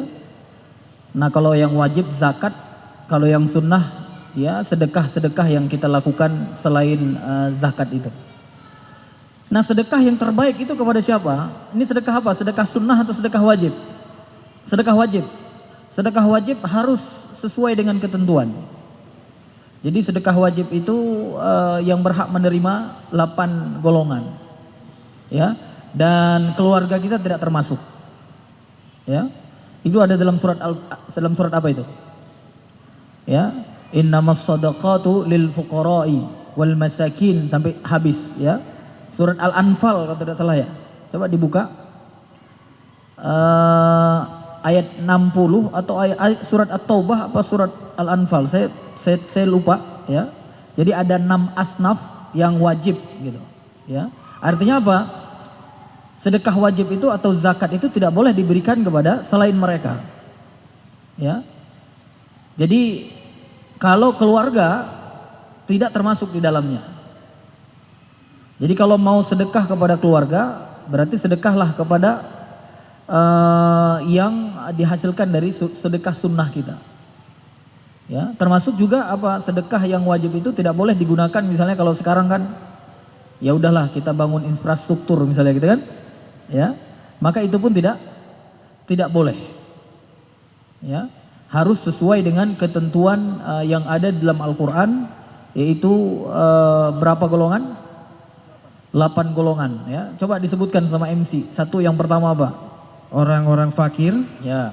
orang-orang miskin, yang Ya. kedua, yang ketiga amil zakat, Ya. yang keempat para mu'alaf yang dibujuk hatinya, Ya. yang kelima untuk memerdekakan budak atau untuk budak, yang keenam orang-orang yang terlilit hutang, yang ketujuh untuk jalan Allah, dan yang kedelapan untuk mereka yang sedang perjalanan. Ya, itulah 8 yang boleh menerima zakat.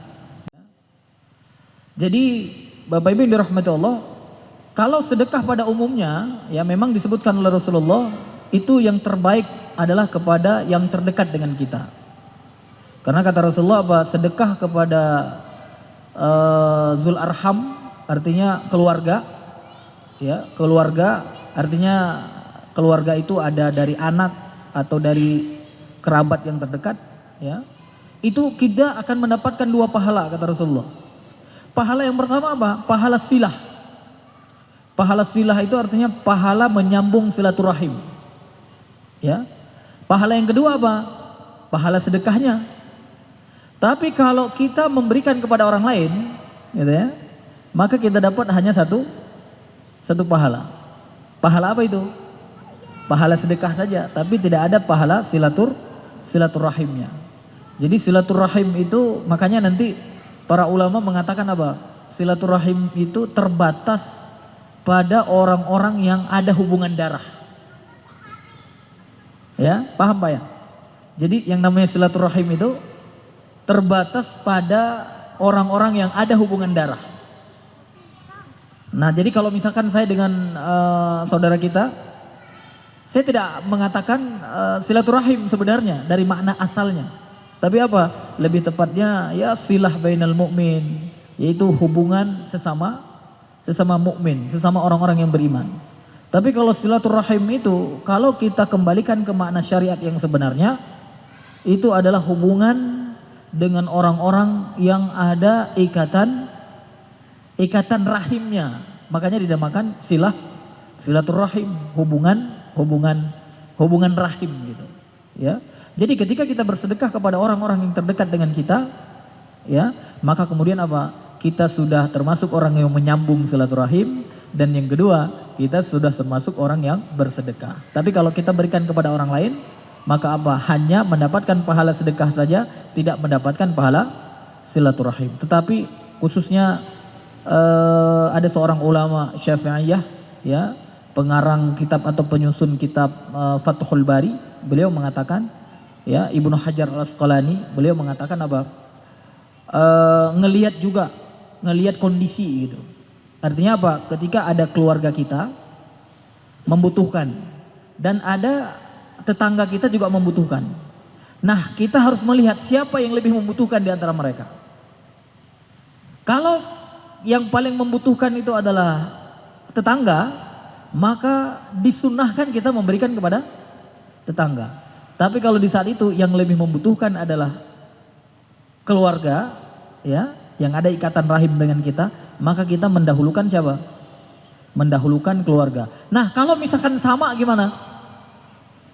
Jadi tetangga membutuhkan 50.000, keluarga juga membutuhkan dengan kebutuhan yang sama, artinya mereka satu tingkat kebutuhannya. Maka di saat itu yang didahulukan adalah keluarga. Paham Bu? Paham Pak?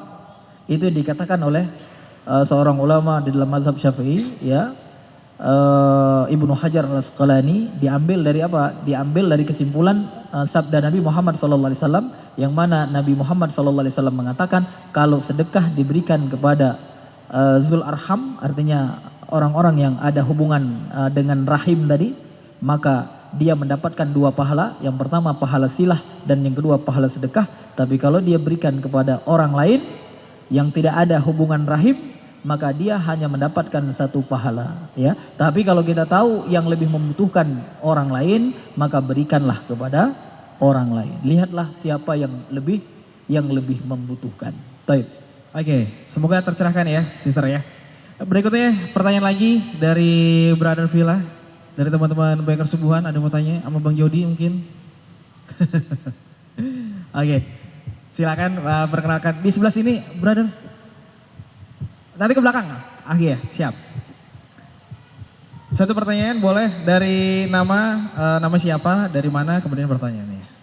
Assalamualaikum warahmatullahi wabarakatuh. Waalaikumsalam warahmatullahi wabarakatuh. Nama saya Dimas dari Bekasi Timur.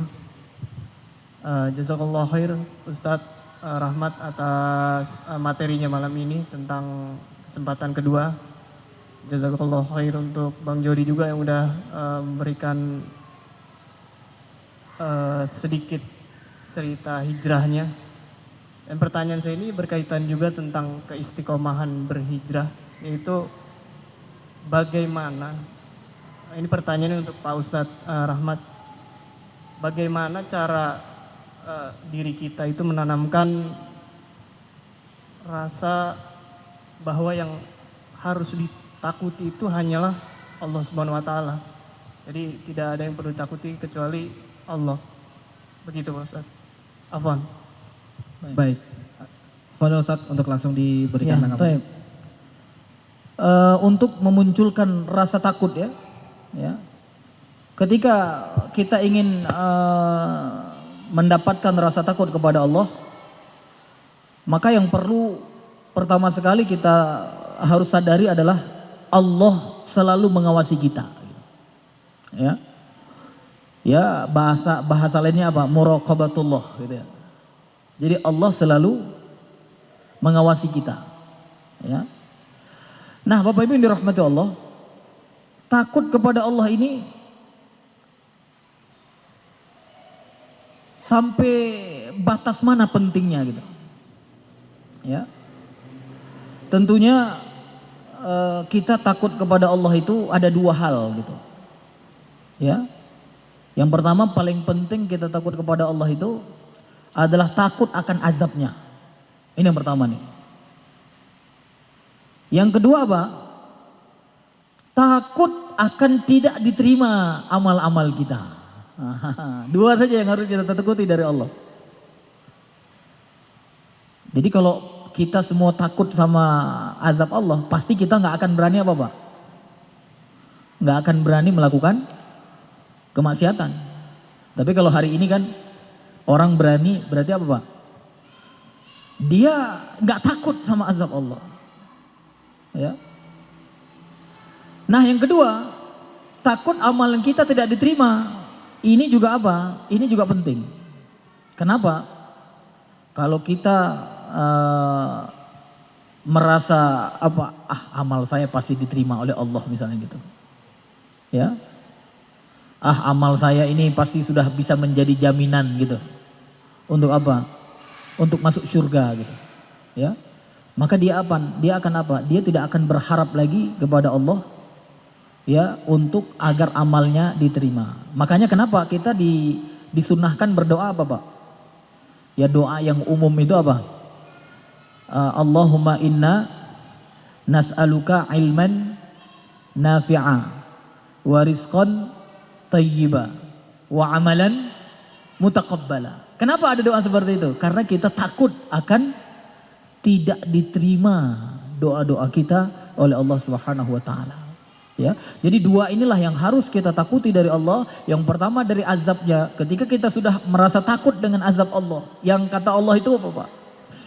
Kalau kita lihat di dalam surat Al-Isra ya.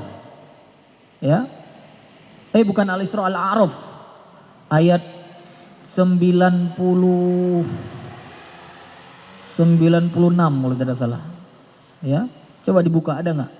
Ini penting nih. Al-A'raf 96. Ya. Jadi Allah katakan di situ 96, 97, 98. 99. Ya. Jadi di ayat 97-nya Allah katakan begini. Afa amina ahlul qura. Ada enggak? Afa amina ahlul qura ay ya'tiyahum ba'suna bayatan wa hum naimun. Habis itu afa amina ahlul qura ay ya'tiyahum ba'suna duha wa hum yal'abun. Habis itu ayat selanjutnya afa aminu makarallah fala ya'manu makarallah illal qaumul khasirun, kata Allah. Ya. Jadi apakah penduduk sebuah negeri itu gitu lah ya, merasa aman gitu. Artinya dia tidak takut dengan azab Allah. Yang azab Allah itu bisa datang kapan? Ketika malam dan mereka sedang tidur. Dan apakah kata Allah lagi, mereka tidak takut atau merasa aman dari azab Allah yang bisa datang kapan? Bisa datang ketika waktu duha dan mereka sedang bermain gitu. Habis itu kata Allah lagi, afa aminu makrallah. Apakah mereka merasa aman dari makarnya Allah, dari siksanya Allah? Maka kemudian kata Allah, fala ya'manu makrallah illal qaumul khasirun. Tidaklah ada orang yang merasa aman dari murkanya Allah tadi, dari azabnya Allah tadi, kecuali siapa? Orang-orang yang rugi. Makanya Pak, kita harus takut sama Allah. Yang pertama dari azab tadi. Sehingga apa? Begitu kita takut, malam hari kita tidur mungkin akan dengan apa Pak? Dengan berzikir gitu ya. Karena bisa saja malam tiba-tiba airnya naik kan gitu ya. Tenggelam, kelelep gitu. Belum sempat baca doa. Makanya orang yang takut sama azab Allah, ketika mau tidur dia akan baca apa? Bismikallahumma ahya wa amut. Kalaupun dia meninggal dalam keadaan apa? Dengan kalimat Allah tadi. Ya, Masya Allah. Baik, wallahu alam. Barakallahu fiik, Ustaz. Nah, selanjutnya adalah pertanyaan sebelum ke akhwat, satu pertanyaan buat Bang Jody. Tadi kan sedikit menyinggung tentang keistiqomahan. Bang Jody dari perjalanan hidupnya luar biasa, naik turunnya, tapi tetap jalan terus di jalannya Allah. Apa sih yang membuat Bang Jody tetap istiqomah meskipun tempaannya luar biasa? Iya. Apa ya? Pokoknya ingat aja ini hari terakhir. Terus kita pengen berbuat baik. Terus ketika futur baca mushaf. Ketika futur ingat dosa-dosa yang dulu kemarin-kemarin. Dah. Terus yang buat istiqomah terus sampai jalan itu jadi marbot. Masya Allah. Artinya jadi marbot adalah coba datang setengah jam sebelum azan berkumandang ke masjid. Itu salah satu giroh supaya kita lebih mementingkan kepentingan Allah daripada kepentingan kita. Apapun itu. Afwan, mungkin Masuki mudah-mudahan nggak bosan. Setengah jam sebelum azan, saya udah ingetin beliau, ayo siap-siap jamaah, yuk gitu. Dan saya kirim ke beberapa teman-teman saya, status WhatsApp saya pasti waktu sholat doang, nggak ada yang lain, ya itu aja. Contoh kemarin saya umroh, saya left dari grup-grup saya mohon izin, saya mau umroh dulu, saya left, hanya grup keluarga doang. Terus Instagram saya izin dulu, saya mau berangkat umroh ya, terus saya langsung log out. Karena saya jadi concernnya ibadah aja. Ini salah satu trik saya supaya saya nggak mikirin, kan kalau tiba-tiba di grup tiba-tiba adalah yang aneh-aneh, sementara kita lagi ibadah gitu loh.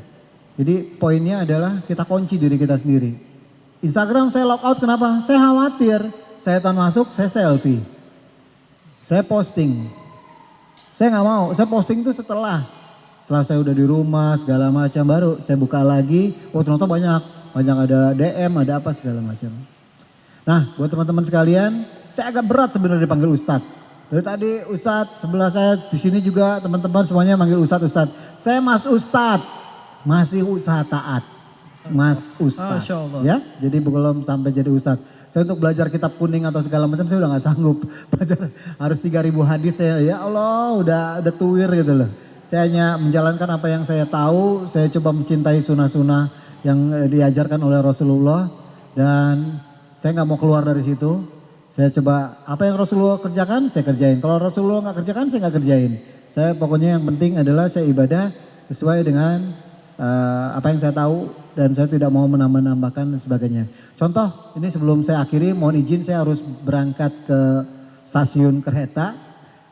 Masya Allah hari ini kenapa saya ngotot, saya kesana, saya kemari, saya jalanin, saya cukup capek sebenarnya ya. Kalau mau ngomong fisik saya capek dalam kondisi kantor saya ya. Pulang umroh langsung begini sampai dengan besok. Kenapa saya kejar itu? Karena ini adalah bulan Rajab. Masya Allah. Saya nggak mikirin capek saya. Dan saya pikir bulan Rajab adalah bulan hurum. Ya Ustaz ya? Apa? Ini adalah bulan haram. Ada kelipatan berlipat-lipat untuk pahalanya. Dan insya Allah besok 8, 9, 10 atau 13, 14, 15 besok adalah puasa Ayyamul Bid. Ayo puasa. Ayo saum, bersihkan diri dan insya Allah pahalanya berlipat-lipat. Insya Allah Sabtu, Ahad, Senin dapat 2. Seninnya insya Allah dapat, Ayyamul Bidnya juga dapat. Ya, jadi jangan sampai besok nggak saum. Ntar malam sahur kita. Insya Allah nanti dengan kita bertiga. Jadi saya nggak keluar dari pertanyaan yang itu ya. Saya hanya ingin, kebetulan saya ingat bahwa ini adalah bulan Rajab. Jadi teman-teman, ayo bangkitin lagi girohnya. Banyakin amal soleh bulan ini bulan yang sangat luar biasa. Insya Allah ke depannya kita akan lebih baik. Mohon izin saya harus ke stasiun kereta api. Karena kereta api bukan punya saya. Ini punya yang lain. Masya Allah terima kasih banyak nih sebelumnya ya. Untuk kesempatan ini insya Allah kita akan ketemu lagi. Di waktu yang sama. Dan dengan teman-teman yang luar biasa ini insya Allah ya gitu lah. Ya silakan, tadi ada yang mau tanya lagi di sebelah sana tuh ya. Oke, brother masih mau tanya lagi brother? Oke, boleh silakan. Satu pertanyaan tapi singkat ya, karena kita akan meng-close untuk kajian kita malam hari ini supaya beliau juga bisa mengejar kereta. Assalamualaikum warahmatullahi wabarakatuh. Waalaikumsalam warahmatullahi wabarakatuh.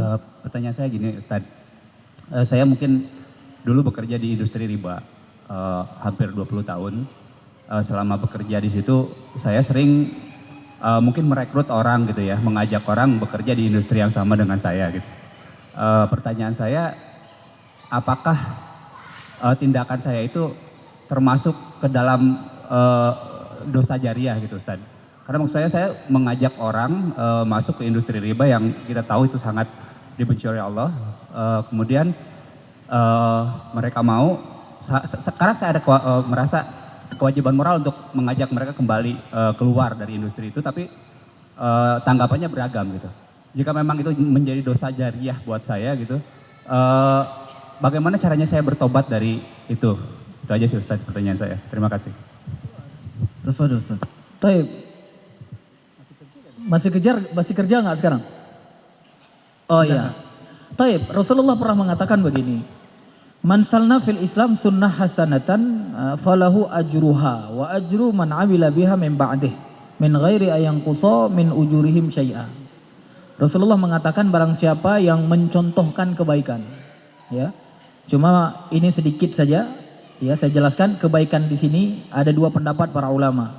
Yang pertama mengatakan yang dimaksud dengan kebaikan itu adalah sunnah Rasul atau pokoknya sesuatu yang sesuai syariat yang pernah diajarkan oleh Rasul. Yang kedua, kata para ulama umum setiap kebaikan. Tapi kalau saya lebih setuju kepada pendapat yang mengatakan barang siapa yang menghidupkan sunnah yang pernah dicontohkan oleh Rasul. Jadi barang siapa yang mencontohkan itu, dia akan mendapatkan pahala. Wa ajru man amila biha min ba'dih, dan juga pahala orang yang mengerjakan setelahnya. Ya misalnya saya kasih contoh yang ringan saya gini. Di masjid ini hari Jumat pagi ada baca surat As-Sajadah enggak? Imamnya. Nah, ada Ini bukan di sini antum sholatnya? Oh di Jakarta. Masya Allah. Ternyata bukan orang Bekasi. Gimana? Ada yang sholat subuh di sini? Ya misalnya ya. Jadi di hari Jumat dulu di Indonesia jarang ada. Di rakaat yang pertama itu baca surat As-Sajadah. Tiba-tiba sekarang apa? Sekarang hidup sunnah itu di beberapa masjid. Maka orang yang pertama menghidupkan itu, ya, dia mendapatkan pahala dan kemudian pahala orang-orang yang mengerjakan setelah itu. Tidak mengurangi pahala orang yang mengerjakan. Tapi juga kemudian Rasulullah melanjutkan hadisnya yang menjadi kebalikan. Wa man sanna fil Islam sunnah sayyi'atan fa alaihi wizruha. Jadi barang siapa yang mencontohkan keburukan, artinya apa? Sesuatu yang tidak diridhoi oleh Allah, keburukan. Maka baginya dosa, kata Rasulullah. Fa'alaihi ya wizrun wa wizru man amila biha min ba'dih, dan juga dosa orang yang mencontohkan keburukan darinya. Jadi orang yang mencontohkan tadi bapak ngajak orang riba, bapak dosa tuh. Habis itu orang yang mencontohkan dosa nggak dia? Dosa dia. Atau bisa nggak dia katakan, ah saya kan diajak bapak itu. Nggak bisa. Dia tetap berdosa. Kata Rasulullah, min ghairi ayanqusa min auzarihim syai'a. Tidak mengurangi ya dosa mereka. Jadi mereka dapat dosa dan bapak juga dapat dosa dari dosanya mereka. Tapi alhamdulillah Pak, sekarang bapak sudah taubat. Dan sekarang apa yang harus bapak lakukan? Sebisa mungkin bapak harus menjadi apa? Menjadi teladan yang baik untuk orang yang pernah bapak ajak dulu. Sebisa mungkin. Minimal mereka tahu. Bapak Jody misalnya tadi diajak apa geng motor gitu ya? Geng motor atau apa? Bukan. Klub motor gitu. Diajak klub motor. Ya. Kemudian beliau mengatakan yang lain saja. Ini wujud, salah satu wujud contoh dari taubat.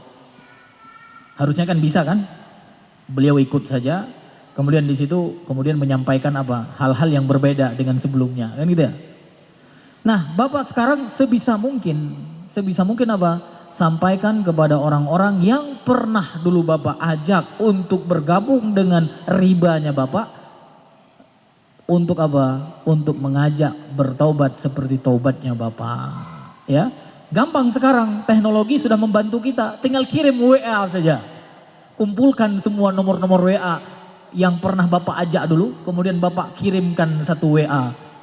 Ayo kita taubat dari riba. Saya hari ini sudah benar-benar menyesali pernah mengajak Bapak Ibu sekalian. Maka hari ini saya mengajak untuk meninggalkan riba. Kalau itu Bapak lakukan, berarti apa? Berarti Bapak sudah menjadi orang yang terbebas dari dosa-dosa yang mereka lakukan setelahnya. Wallahu a'lam bishawab. Masya Allah, alhamdulillah. Malam ini bisa tidur nyenyak ya, Ki ya? Karena sudah tahu pencerahan dari.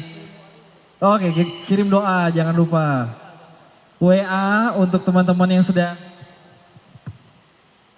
pernah diajak gitu ya. Di WA dulu, bahasanya preskon dulu lah ya. memberikan statement bahwa mohon maaf bla bla bla segala macam, baru mengajak juga untuk meninggalkan riba. Habis itu jangan lupa baca doa tidur, tidurlah dengan nyenyak ya. Baik, Masya Allah. Alhamdulillah teman-teman semuanya, brother sister Villa, kita sudah berada di penghujung acara dan alhamdulillah juga kita semuanya mendapat banyak sekali tentunya pelajaran, tentunya hal-hal positif yang bisa kita serap dari guru-guru kita tercinta, dari beliau berdua, yaitu Ustadz Rahmat Puteh, LCMA dan juga Abang Jody Superbejo. Semoga juga apa yang beliau tadi sampaikan bisa menjadi kebaikan-kebaikan untuk brother dan juga sister Villa yang ada di sini, dan bisa menjadi sebuah jembatan untuk menuju ketaatan yang semakin dalam untuk menuju ke surganya Allah kelak ya. Dan terima kasih tentunya dari kajian Islam akhir pekan spesial Sinergi Bekasi sebagai organizer acara Sinergi Bekasi, kemudian Gema Jaka Permai. Terima kasih sudah mendukung acara ini juga Masjid Al Azhar Jaka Permai, Yayasan Wakaf Al Muhajirin Ngaji Merdeka selaku media partner, Radio Dakta dan juga Portia Sud. Dan insya Allah kita ketemu lagi di awal bulan depan dengan tema dan juga pemateri yang berbeda. Kita ketemu lagi tentunya dengan semangat yang semakin mencintai Islam dan juga semakin mencintai apa yang menjadi teladan Rasulullah SAW. Takbir! Saya Sabil Zaidan, mohon maaf lahir batin apabila ada ucapan dan juga perbuatan yang tidak berkenan. Wabillahi taufiq wal hidayah. Wassalamualaikum warahmatullahi wabarakatuh.